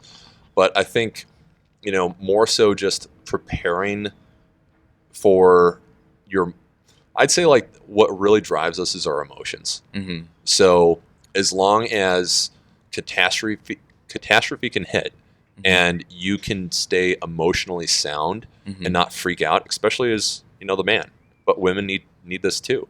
Mm-hmm. Like it's really important because of course, you know, if you have kids, the Mhm. kids rely on the parents Mhm. a lot of the times on the mom because usually the moms are around more. All right, just bell curve, not always the case. Mm-hmm. But then if you're also, you know, a traditional family, the mom's going to rely on the husband. Mm-hmm. So it's like you need to make sure that like if something doesn't go according to plan, you're not freaking out as Right. the man because then you're putting all that weight and pressure onto your wife. her. Yep. And that's just not fair. And Right. that's not what she's designed first to do. Yep. You know, we are the protectors and the providers. Right. And they're the nurturers and the helpers. I think Again, I've heard bell curve. No, of course, of course, One size does not fit all. of course, of course. I've heard some people call like our role as guys in a marriage as like a shield in some regards, and I just I feel can like see that that, sort yeah. of stays in the same. I mean, shield protector. I might just cut that bit out because it's kind of redundant. No, you're good. You're good. Yeah. Okay. So But yeah, I believe that. Even with your 100%. shield, you still need to make sure that it doesn't have any cracks in it. Like, Mhm. so you got to continue to strengthen your shield. Mm-hmm. Yeah, and sharpen your sword. Mm-hmm. Because life is a battle. Mm-hmm. That was cheesy. There's the cheese. I hope you're not lactose intolerant because here comes the cheese. Okay. Yeah, that's beautiful. I admire that component, or I admire that trait of yours and how you've been able to cultivate just a willingness to enter areas that you're uncomfortable in. And I feel like that is a really excellent segue into the stuff that you're working on now, because when I hear about the stuff that you're working on, I am filled with admiration because it's a battle. Like you are in a battle right now. But I also am just like, wow, there's so much like thought that goes into this, and there's so much thinking of others too. Like it's truly a servant mindset. So I guess just give us an overview of what you're working on now, what the future sort of looks like. Yeah. Well, thank you for all that and for your support. You're always my hype man, dude. I absolutely love you to death. But yeah, right now, some context of like why my life is, you know, kind of challenging right now. But again, like this most recent challenge occurred, and I felt God's hand in it, and I'm like, all right, let's just do it. God lead me, and I'll follow. But I am unemployed. Same. For like, yeah, high five. That's part of the reason why we were able to make this episode happen. Yeah, finally. So following in my father's footsteps, and this is, nothing poor to say about my dad, but unfortunately, he went through a lot of layoffs. I think he counted 7 layoffs in his professional career, between the age of, 22 and like 65. And I'm 34, just turned 34, and I've been laid off 4 times. So, Dad, I think I'm going to break your record. No, actually, I'm not, because I'll be my own boss on this next one. But I'm not going to break your record because. Yeah.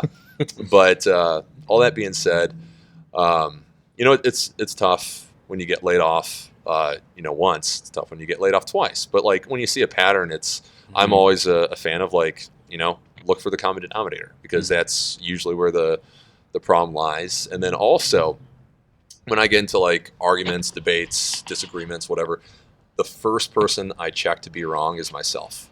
Because, one, if someone else is wrong, I can't solve that problem. I now have to convince them that they're wrong. Yep. Whereas, and that takes effort, and it doesn't always work. Right. I mean, people are stubborn, like everyone, myself too. You might be factually right. Yeah. But convincing the person might not happen. Exactly. Yeah. Yep. So I am actually a lot happier. This may be a stretch. Humbled and happier in the sense that it's less work when I am wrong. Because then it's just like, okay, I'm the problem. I know how to fix that. I'm in control of myself. But, with these layoffs, the devil has definitely been like, oh, you can't hold the job. You're not a good employee. You're not this and that. And it's been tough to kind of wrestle with those thoughts. I really feel for you on those, by the way. Thanks. Like, I just, one is tough enough. And yeah. So, but then there's also like, I don't know, like I found what I was trying to say earlier, like the admiration that I have for you is your ability to like withstand not just one punch, but like multiple punches and just still be the same David. Like, I know you're in a lot of pain, and I know that you're like working through this, but at the same time, you're just like, it doesn't seem like you've missed a beat, which is really, I don't know. I think it's worth emulating. Yeah. Well, I appreciate that. And I mean, I can't say I've lost sleep over it, so I'm proud of that. I've definitely lost tears over it. Because when the devil gets his way and he kind of breaks through my psyche, like, I do think that I'm just not enough. But it's been few and far between. Like, it doesn't happen often. I'm pretty rock solid in that sense because I just love and trust God. Again, litany of trust has really helped. Yep. And having just like an absolute rock star of a wife that's supportive and, keeps me focused. But yeah, I mean, and luckily too, like, I've asked my past employers, like, hey, what was the problem? And most of it was just the economy. And they've all still given me, great reviews and references. So I've kind of nipped that lie in the bud. Yeah. But anyways, I feel like there was this big thing on my heart for the longest time. And there's this war going on, man. Like, there's the war going on in the world, between all the different countries and all the different religions. And a lot of people think that's the biggest harm. But there's a bigger war going on that no one can see. And it's the spiritual war. Like, we are literally, I won't say we're pawns, but because we all have free will, but like the biggest war in the cosmos is the war over the human souls. Yep. And that's the war I want to be in. Like, I don't want to be in the war for like, my subdivision. I don't want to be in the war for Nashville. I don't want to be in the war for Tennessee or the U.S. or the world. Like, I want to be in the war. Yep. And fighting for the right side. So, I think, and you and I have talked about this, and just, man, this is opening a can of worms. But like, everywhere in the world, we're going to talk about lust. Everywhere in the world, it's just like the music, the TV shows, the movies, the internet, like social media, like there's porn, and there's stuff that people wouldn't consider porn, but it's porn. Like anything that basically devalues, the beautiful, spiritual body of a woman or even a man. Like is purposely trying to take your mind down a road that shouldn't go down. Like, it's just everywhere. Reducing someone to an object. Yeah. And, I think, like, I suffered with porn as like a teenager in my 20s, like up until I found God, and then kicked it, honestly, very easily. And it's not an easy thing to kick either. So I have a unique story, and like, it was really just by the grace of God. I had a miraculous, like, divine moment with God, which stopped, just cold turkey, like never touched it again. But it's a real struggle. Like, I've looked at the statistics, and the statistics keep going up. It's like 97% of men have watched porn in the last, or some form of porn in the last month. And it's like, it used to be like 71% of women. It's like, and this is America. This is America. It's like 82 or 83% of women have watched some form of porn in the last month. Now, granted, like, I don't know what some form of porn means, if it's like straight up like internet, or if it's like a pretty raunchy like sex scene in like a rated R movie. But regardless, like, that much of the population of the U.S. is watching this stuff. And I feel like just to sort of chime in there, and this is something that I've had to catch myself on at times, where it's like, because I also have that wound, right? I also have struggled with porn in the past, and it's really easy to say that I haven't been to these sites in 3 years that I used to go to, because that's like my record, or that's where I'm at the moment, because I've also experienced hearing. Yeah. Yes. It's God huge. bless. But then at the same time, like, it's really easy to make that the benchmark and just leave it there. Oh, she's got like a swimsuit on. That's not porn. Or like, this is in a movie. It's part of a narrative. It's kind of essential to the plot. It's not porn. And I have been called consistently by you, by, like, we have a mutual friend, Hudson, and other folks in the community, to really set the bar higher. It's not just the very explicit stuff. It's anything that reduces someone to an object. Absolutely. Yeah. Yeah. And for any of the listeners that might be like, oh, can I just like not even look at a woman if she's covered in a blanket? Like, there's definitely scrupulosity. Right. Like, there's a point. Like, God created women and men, both, beautifully and perfectly. And there's no shame in like seeing that beauty. But when you no longer see the person, as a brother, as a sister, as a child of God, and you see them as a toy, like an object of pleasure, that's when it becomes wrong. That's a really good word. Thanks. Toy is a really good word. Yeah, toy's a pretty aggressive word, but I think you need to kind of just be like blunt with this type of stuff. Yeah.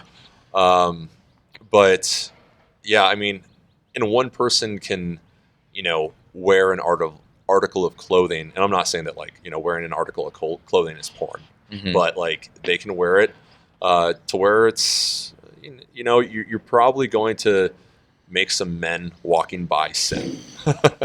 And then there are other clothes that make it a little harder for, men to use their imagination, because, it's the unfortunate, result of the fall. It's like, men are hardwired to look at beauty first, but then, based on the fall and all these, lyrics and movies and TV shows that we're, being subjected to, like, take a second glance and think of something else. So, it's the men's responsibility to, train their eyes, have control over their eyes, and, not look that second time. Or at least, not look that second time with lust, right? Yep. And same with women. Like, everyone struggles, but, statistics show it's definitely more on the male side. Yep. But, yeah, anyway, so kind of talking about like porn and all this stuff, like I've thought, like, what's the biggest thing that's really just destroying this world? And I know pride's like the king of all sins, right? Yep. And, lust kind of comes from pride. But like, if you think about lust, like, let's just say like pornography, right? Like pornography trains the mind to subjectify the person's body, and not to make it about the creation and the unity, but to make it about, the pleasure. And, it literally is just like an object to use. As I mentioned, a toy. So like thinking about like what this has caused, like I think porn and like the popularity of it in all different forms has played a huge role. Probably the biggest role, I would say. I'm probably still ignorant to a lot of other things out there, but I'd say like it's played the biggest role in increasing abortion rates, divorce rates, rape, cheating, like single parent households, like because people aren't having children for the right reasons. Like that they're having children like oops, and then they're not having sex for the right reason. Like they don't care about having a life with that person. So, I mean, it's porn, right? But now kind of getting into what, I want to, create. Yes. Can I jump in for just a second? Yeah. Of course, man. So the last bit that you said there, where like porn has caused so much damage. If it's not the most damaging force in the world right now, it's up there. Yeah. And I think part of the reason that is the way that it is like a link with pride, or it just creates this sort of expectation that things should be this way. When that stuff is on demand, like you can literally pick up your phone and it's there on demand. Like sex is on demand in a sense. Yeah. And so then when that's the expectation that your device and interacting with this content sets, and you go out in the world and it's not that way, then I feel like that leads to some of the dysfunction that we're seeing now, and like the destruction where people are like, what are you talking about? Like sex is free. What do you mean I have to be like a present father or like a reliable husband or a caring husband or whatever? Like, oh, you're not the toy. Like you're not doing what the toy is supposed to do anymore. So I'm going to get a different toy. Yeah.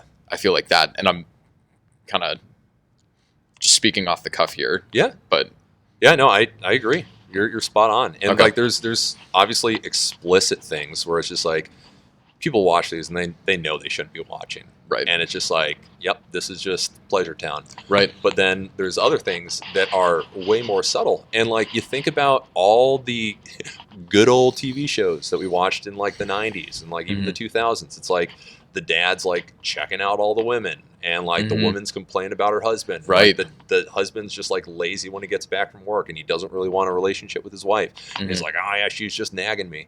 And then like all of us were watching this, we're laughing, and it's just like, oh yeah, that's just the typical American household. That's the dream, just, work 9 to 5, get home, don't listen to your wife, watch the TV, have her make you a sandwich. And then like the wife's complaining, like you're checking out all these babes. Like it's just, we don't even realize it. But like, in kind of back when I was in more of like this secular world, and even some of my secular friends now, like when I get together for like double dates or like, hanging out at their house, like that's how their marriage functions. And I'm like, that sucks. Yeah. Like, and I'm sorry for them because they've fed into this lie that like innocent TV shows have created. Yeah. Yeah, it's like, oh man, there's so many directions we could go with this. last thought, and then please tell me what your vision looks like. No, you're good. I feel like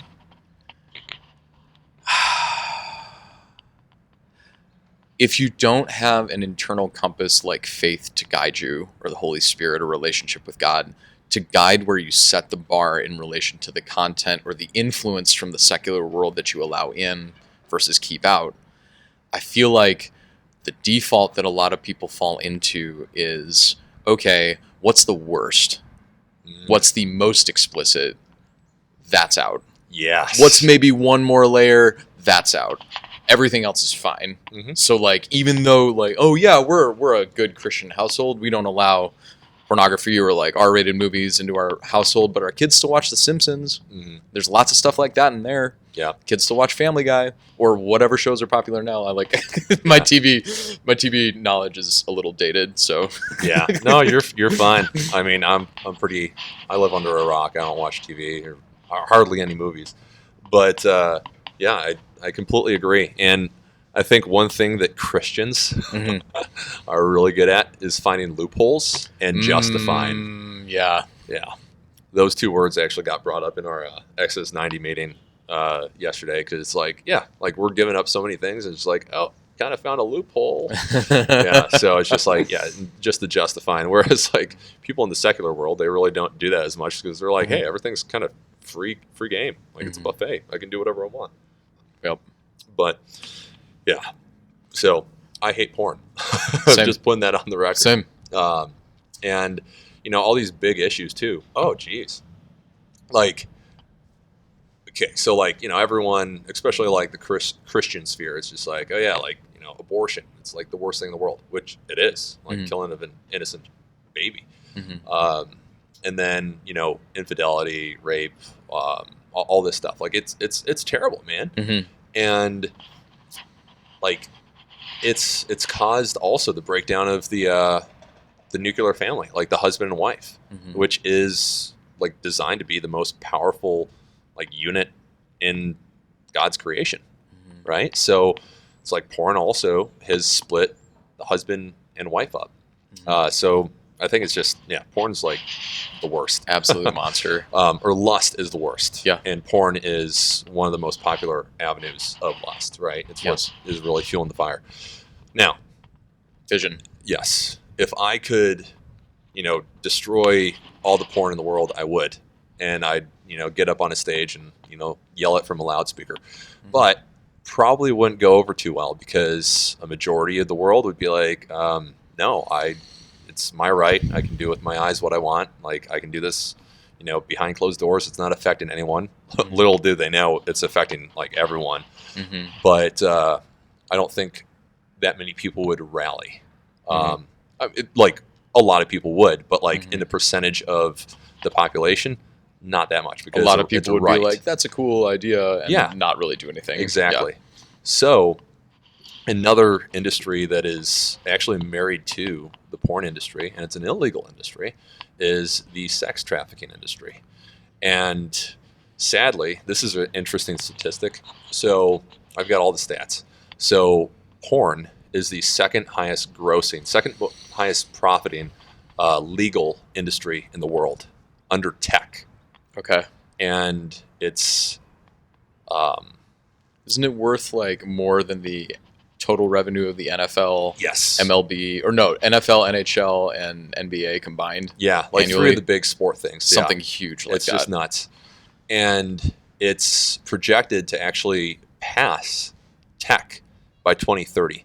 So by 2030, the porn industry will be the highest profiting or highest revenue, one of the two, in the entire world, which is hilarious in the sense that they're going to pass the tech that they actually use. Like, how does that even happen? Not hilarious, but ironic. Yeah. So legal industries, which is, you know, sad to say, in 2030 it's going to be number 1. And right now it's number 2. Illegal industries. The sex trafficking industry is the second highest profiting illegal industry. And behind drug. Yep. But it's going to pass the drug industry, I think, before 2030. I think like by 2027 or something. And the unfortunate fact is, and like, you know, if anyone's kind of like sensitive to hearing this stuff, it's like, you know, you can only sell a drug once. Like, it's not really a recyclable, you know, product. Whereas you can sell a child to be used like 7-10 times in a day after day. Like, it's disgusting, and it's so sad. So, you know, we're looking at 2030. The most profitable legal industry is going to be porn. The most profitable illegal industry is going to be sex trafficking. And those two industries are married, because a lot of porn comes from sex trafficked individuals. And there's a lot of justifying. It's just like, oh, well, you know, it's porn video with a woman that's, got all this, nice clothes and nice things. Like, Right. she's choosing to do it. She's expressing herself. Yeah. She's in power Yeah. or in control. Exactly. Yeah. And most, like, over half the time, they're actually slaves. Mm-hmm. Not in the sense that, like, people think, like, oh, they've got, A a dungeon or chain, something. a chain to their leg, like in like a double wide in like a rural area. But like, to be a slave, it's like you are doing something where if you stop, like the person that's enslaving you is going to take away a resource that allows you to live. So it's either they're going to take away the money, they're going to take away your food, they're going to take away the drugs that they got you addicted to. Yep. And so that is a form of slavery. And then just one more element to make this whole picture that you're painting even more heartrending. It's what happens when that person has outlived their usefulness. Yeah. Or you get what I mean? Yeah. Someone turns 40. Sorry, that's it. No, you're right. It's really sad. And another thing too, like 90%, like, and they've gotten these statistics from like interviewing like current and ex porn stars, but 90% of porn stars are suicidal. Yeah, it's Believe like it. what way to live, So, anyways, it's kind of like the chicken and the egg, which one comes first? But I'm trying to focus on both, but being loud about the latter, the sex trafficking, because that is something where like everyone can link arms, except for the people that are consuming the content. But like everyone can link arms and saying like, yes, sex trafficking is bad. So, like sex trafficking children is bad. Like it's the worst. Like you don't even want an image to come through your mind. So it's like that's something that thank goodness like movies like Sound of Freedom have kind of brought to the forefront, and also the whole conspiracy, which I don't think is a conspiracy, with Epstein, Epstein Island and all that. So it's starting to get on more people's radars. The hardest thing about the subject is a lot of people don't want to think about it because it's so disgusting. Yep. And a lot of people not only don't want to think about it, but they don't want to believe the statistics. Like it's crazy, man. There's 8 billion people in the world right now. There are 80 million slaves in the world. I think that's the high, and then like 40 is the low. It's somewhere between 40 and 80 because, of course, we don't know exactly how many. But that's 80 million out of 8 billion. That's 1 out of 100, man. That's 1 out of 100 people. Like, think about the people in our community. Yeah. There's like 1,000 people in that group. That's like 10 people in the group. 10 slaves. Yeah. And then, like, let's say it's 60. Let's just kind of cut the middle. So there's 60 million slaves, and half of them are sex slaves. Half. Like, that's crazy. So like about 30 million sex slaves. Like that's still like 1 out of 200 people on earth. Like sex slaves. And then, not that this makes it any better, but like I think 8 million are children. Like under 18. Like it's terrible. And I mean I could go into more statistics and like some really, terrible things that I wouldn't want to subject our viewers to. Of course not. Or our listeners too. Yeah. But I mean, I'm sure statistics we're all just get worse. I'm sure we're all with you. Yeah. I get where you're going. Yeah. So, anyways, now to kind of talk about the solution, right? Unfortunately, like a lot of people are like, how can there be this many people in sex slavery, and how can there be this many consumers, and how can there be this many traffickers? And one of the reasons why is because it's very difficult, at least in our judicial system, to actually like punish or like have enough evidence to where we can lock someone up for being a consumer.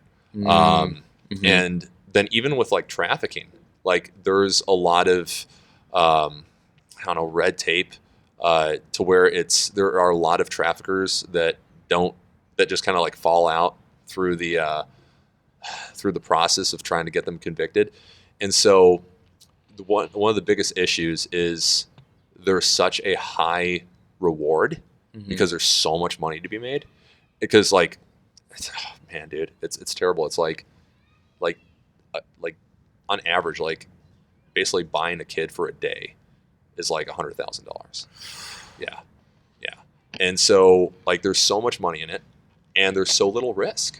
There's so little risk. And so we need to increase the risk to where it's just not worth it to these criminals. And one thing too, I'm guessing, I don't know this to be true, but I'll bet you I said $100,000. I meant $10,000, which is still a lot of money. An insane amount of money. Yeah. There's also probably a degree of separation as well between the person running the organization or like running the trade and then what is actually happening. Yeah. So like the person receiving the money for like the child doesn't see what happens.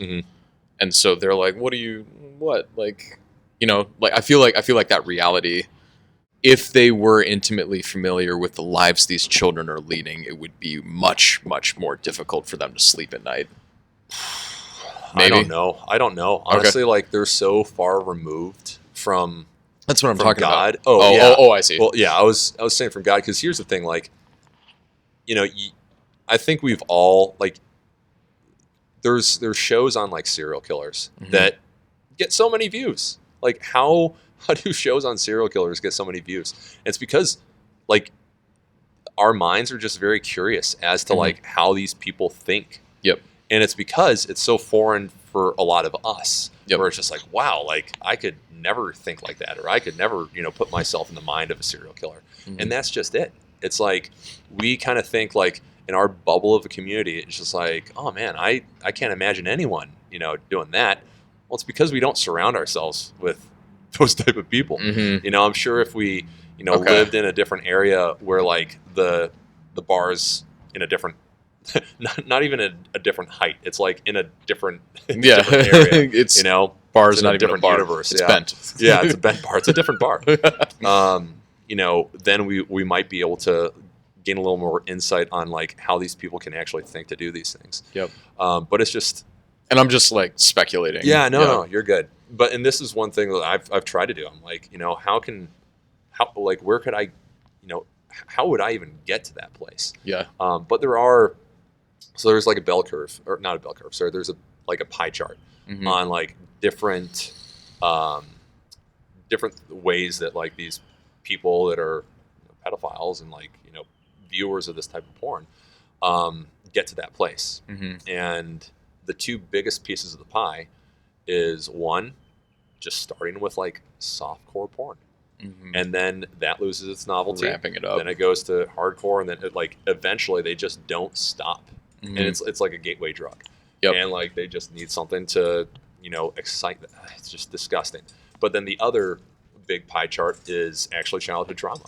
Like they were sexually abused or physically abused by like a family member, a relative, or someone that they don't know. Hurt people. Exactly. Yeah. So those are like the two biggest things. Okay. But I'll just say a little bit on like the first one. It's dangerous. Like, you know, anyone can, you know, kind of go down that rabbit hole of like watching porn and like not know when to stop. And granted, like when to stop is to just not start. But like the later you stop, you know, the further you're going to go down, and like the crazier the stuff's going to get, you know? So in that sense, it's like really anyone can, you know, get to that point, which is scary. You know, it's just a matter of desensitizing yourself at each level. Right. But anyways, sorry, sharing all these statistics, like what am I actually doing? Yeah. I like it's because this is not the only conversation that we've had about this, and every time that we've talked about this, I definitely leave feeling like I need to do something, and I think that that's a good thing, and I feel like painting the picture plays a big role in getting people like, okay, this has got to stop. Yeah. This is actually a thing, and it's a lot more real than I thought it was, and it's a lot bigger than I thought it was. Yes. And it's happening. Anyone that's listening to it, it's happening in your neighborhood. Like it's happening in your neighborhood, or like in the next neighborhood over. Like it's everywhere. And solution. Yes. What does that look like?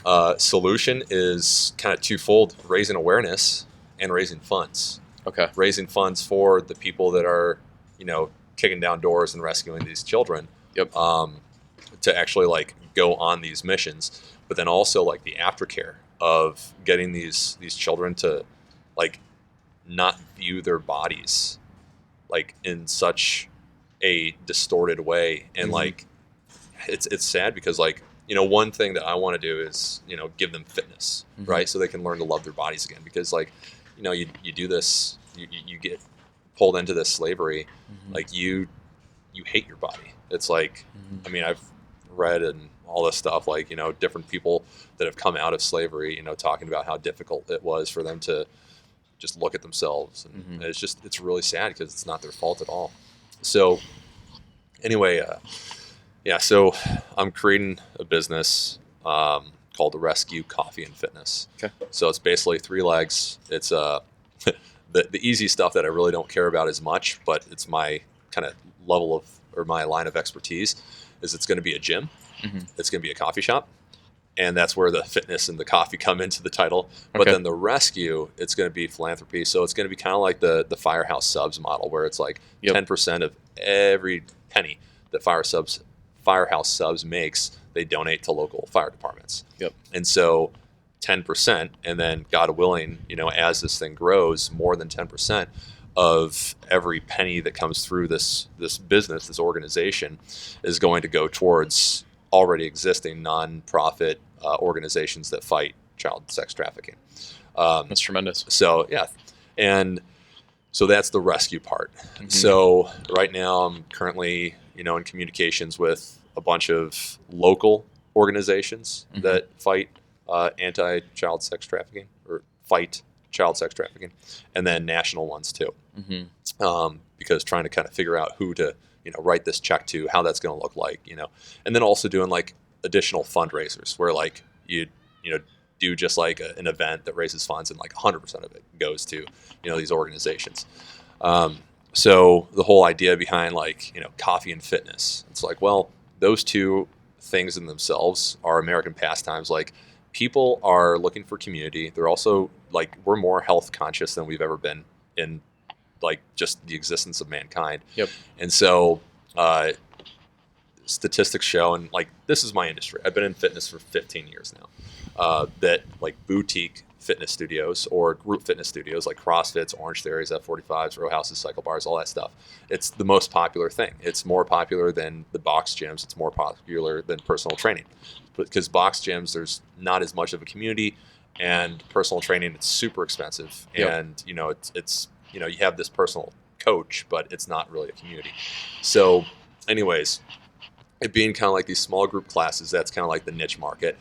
And it being a way for people to kind of have a home outside of a home with like a community of friends and people that they get to meet, but all coming together for the common purpose of obviously exercising, but another common purpose of raising funds and awareness of this terrible thing that's all over the world.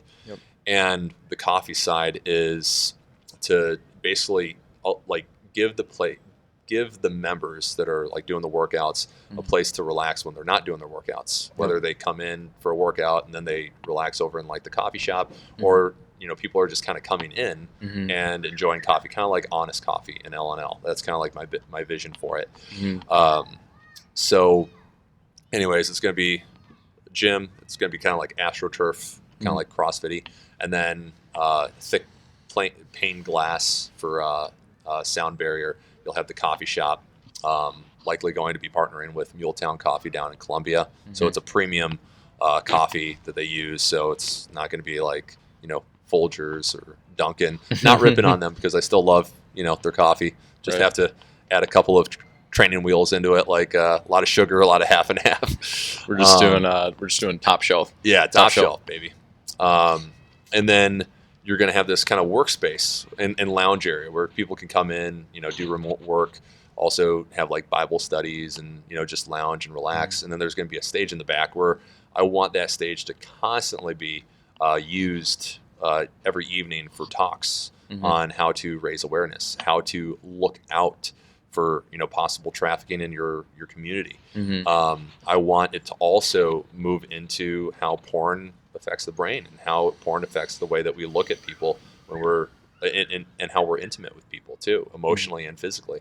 And then I would love to have like theology of the body talks too, because that like here's the thing, man. Sex ed, sex ed in schools right now, it's just about like The functional. anatomy. Yeah. Yeah.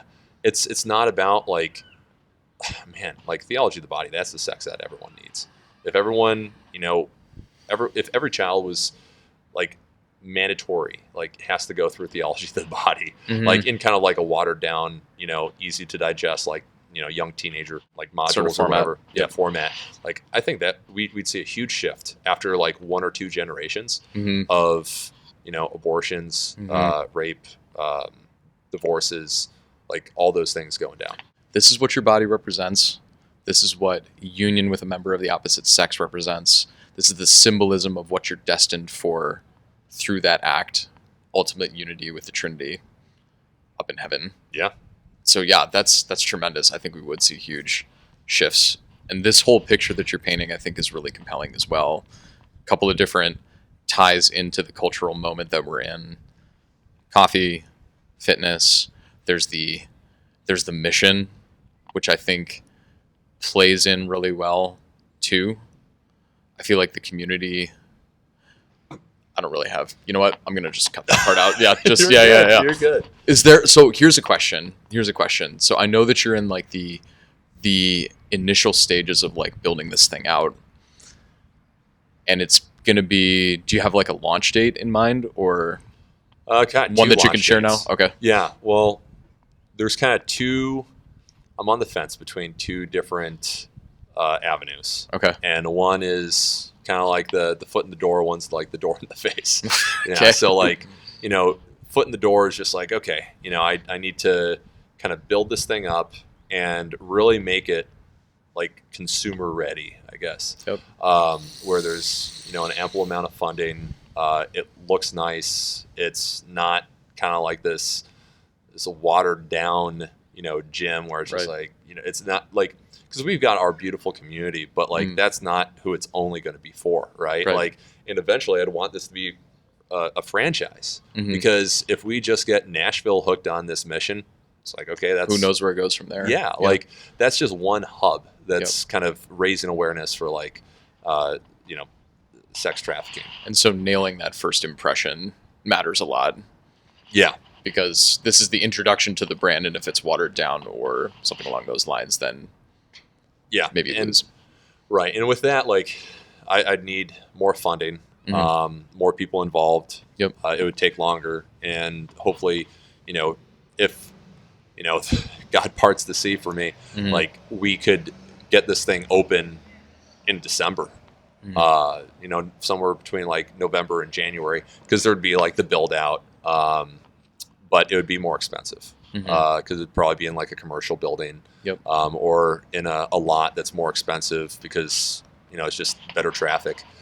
But the other side is just finding a small, modest spot that I could open in the next month or 2, and just kind of bite the bullet for a little bit with paying the rent and trying to build up the memberships and hope that through that membership through my member base, there's some people that come in there, take the workouts, really believe in the cause, and can put me in touch with someone that would want to help me find a larger space, make it look more commercialized, versus just, kind of like a rundown, shed that you turn into a gym, So right now I'm kind of figuring out which route to go on that.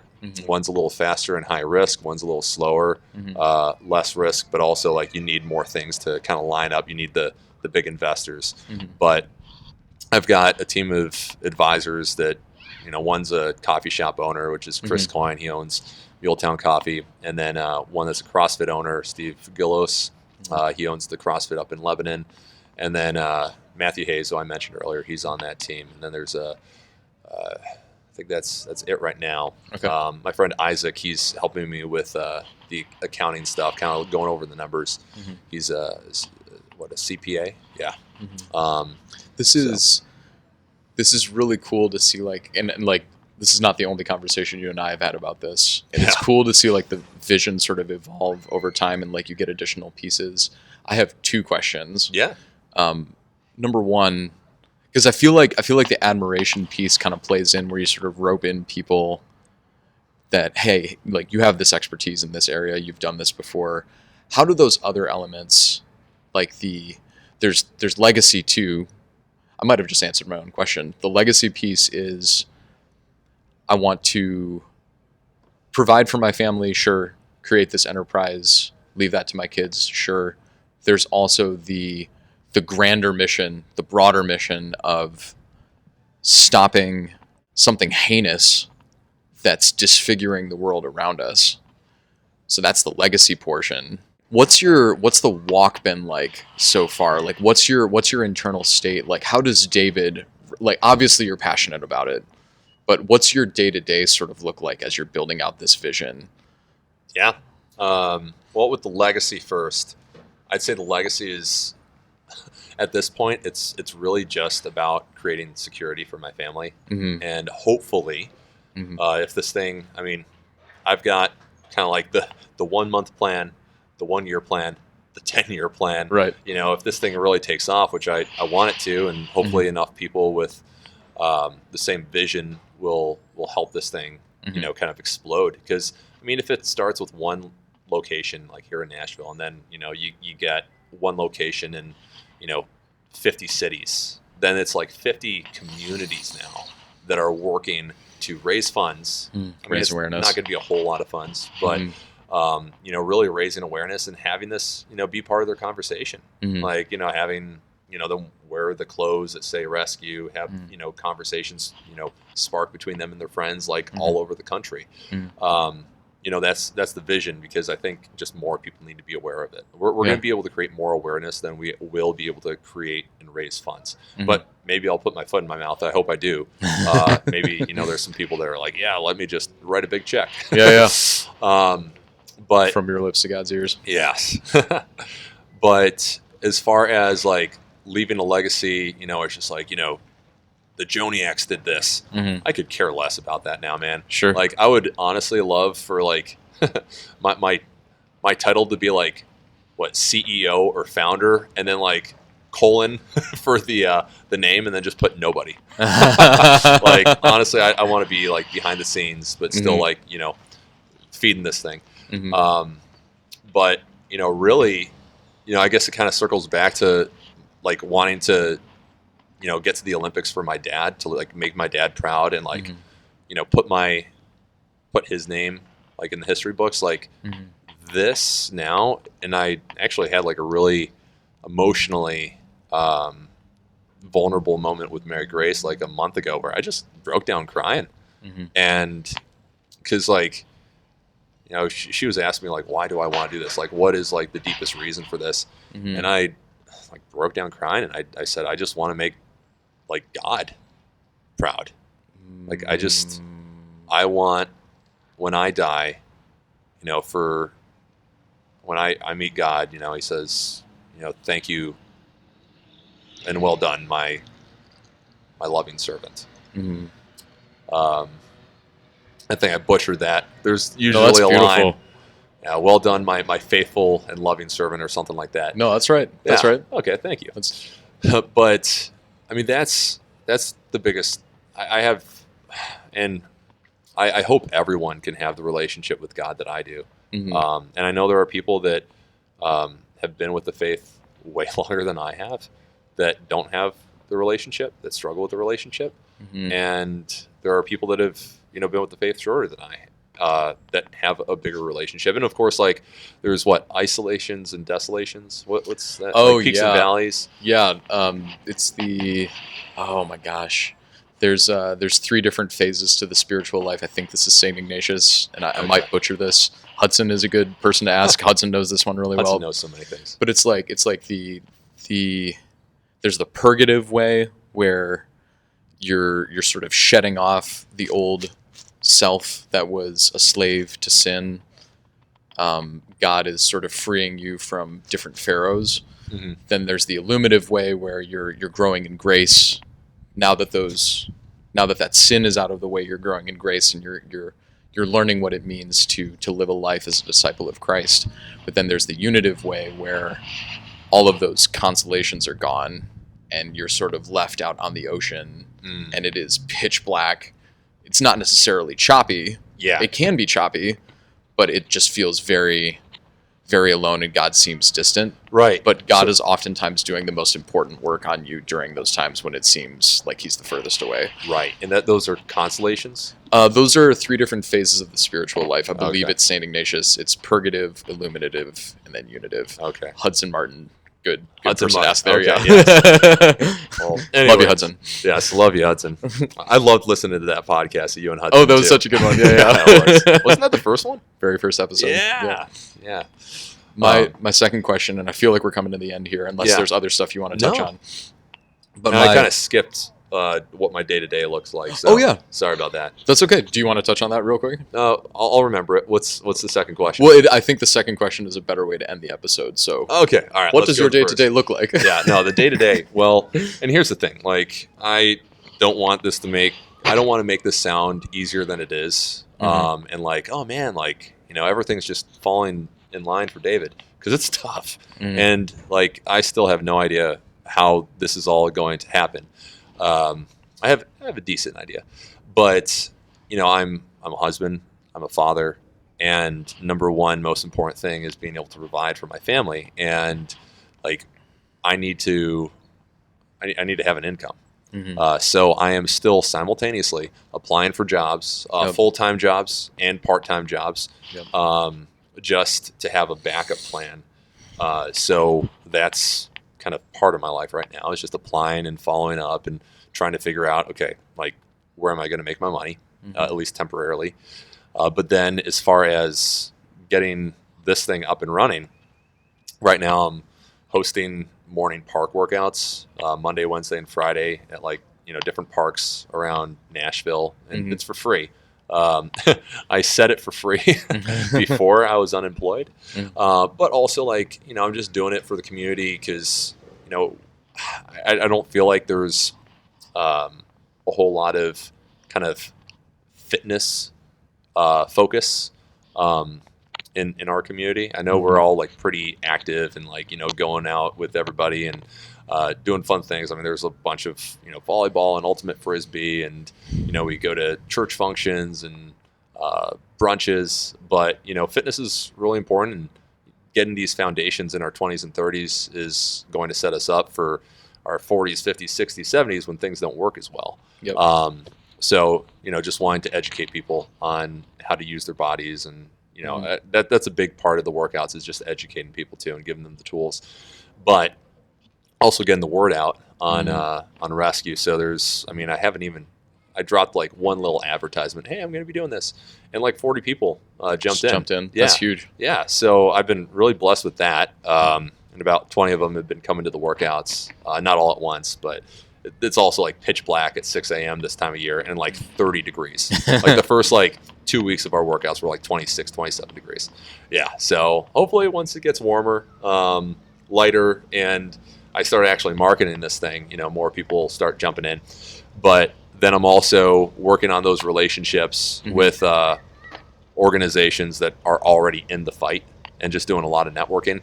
And then working on a pitch deck and with Jace and Patrick Dwyer to create a little ad too, to where I'll be kind of marketing all of this in order to get more people involved before it becomes brick and mortar. But then also hopefully find a investor through just word of mouth. Okay. So we can get the thing rolling. So working on getting the word out. And I love that you brought up those early morning workouts. I still need to go to one. I promise I will. Good, man. It's cold. Yeah. I will be there. Maybe when it warms. No, I'm just kidding. Is that the best way for folks to get plugged in who want to get connected to this and stay up to date as to what's going on? Or is there another way you'd like for them to get in touch with you? Yeah. I mean, honestly, just they can reach out to me via email or text or phone call. But I do have the group me for the morning park workouts. I think we can include a link to that in the show notes. That'd be great. And of course, it's free, so everyone can come and go as they please. Yep. I'll start having an actual membership come April 1st. So after basically X's 90 and Fiat 90, that was kind of my gift to the the people that are already suffering for those 90 days. Yep. But yeah, they can always reach out to me, and the workouts are going right now, and I'm also doing some one-on-one like fitness consultations and programming for people that have specific goals on like losing fat, gaining muscle. They have like a 5K or a marathon or something coming up, so kind of performance goals. Yep. And then we should be getting coffee in the next month to where I'm actually making hot coffee, and then they can For the workouts? Yeah. Oh, that's so then huge. they can just like head to work with a nice premium hot coffee after the workout. I will say this, and then I have one more question for you. I know we have covered a lot of ground in this episode. I personally can attest to David's knowledge of the fitness industry. I know he said, like, David, you said you've got 15 years working on building this rescue coffee fitness enterprise. But yeah, like every conversation that we've had about fitness, I've felt like, dang, you really know your stuff. So if you're listening to this and are thinking about setting some ambitious goals and want a personal trainer or someone like that in the mix giving you input, I would definitely recommend reaching out to David. And I'll make sure that we'll include the link to that early morning workouts group me, and then maybe some other ways to get in touch with David as well in the show notes. Matthew, thank you for that shameless plug. It's gonna I go. love It's you. going in there. Yeah. That was actually hard for me to listen to because, well, you did it with such grace and you did it so well. But like, I hate plugging myself. So at least thank you for doing it for me. Well, okay, so like, yes, I got you, and I also know like it's tough. It's tough sharing the thing that we're working on with people. And it's just a But, lie like, from the devil. Yeah, it is. It is. Go back to hell. Exactly, right. He can heck right off. So, yeah. And, you've got so many people in this community that love you and support you and just, like, want to see you crush it. Is there anything else that you want to, like, share before we call this a day? And thank you for being on. This has been such a good Oh conversation. my gosh, yeah. I know I've been kicking the can down the road for a long time to be on one of your podcasts. But I would say one thing, and this could be a whole different episode. Oh, geez. Be bold. Be bold. That is a word right there that is lost in our generation. And I'm not just talking to the men, but like more so the men. Like, be bold. Like, we need to relearn the art of boldness. One person I do want to name drop who I think is a very bold gentleman is Zachary Lewis. Zachary, you're awesome, man. Yeah. Nothing gets in your way. Yeah. 100%. I like that. Boldness is a good way. And maybe we do a part 2 and we talk a little bit more about it. There we go. David, thank you so much for being on this episode. Love you, bro. Love you too.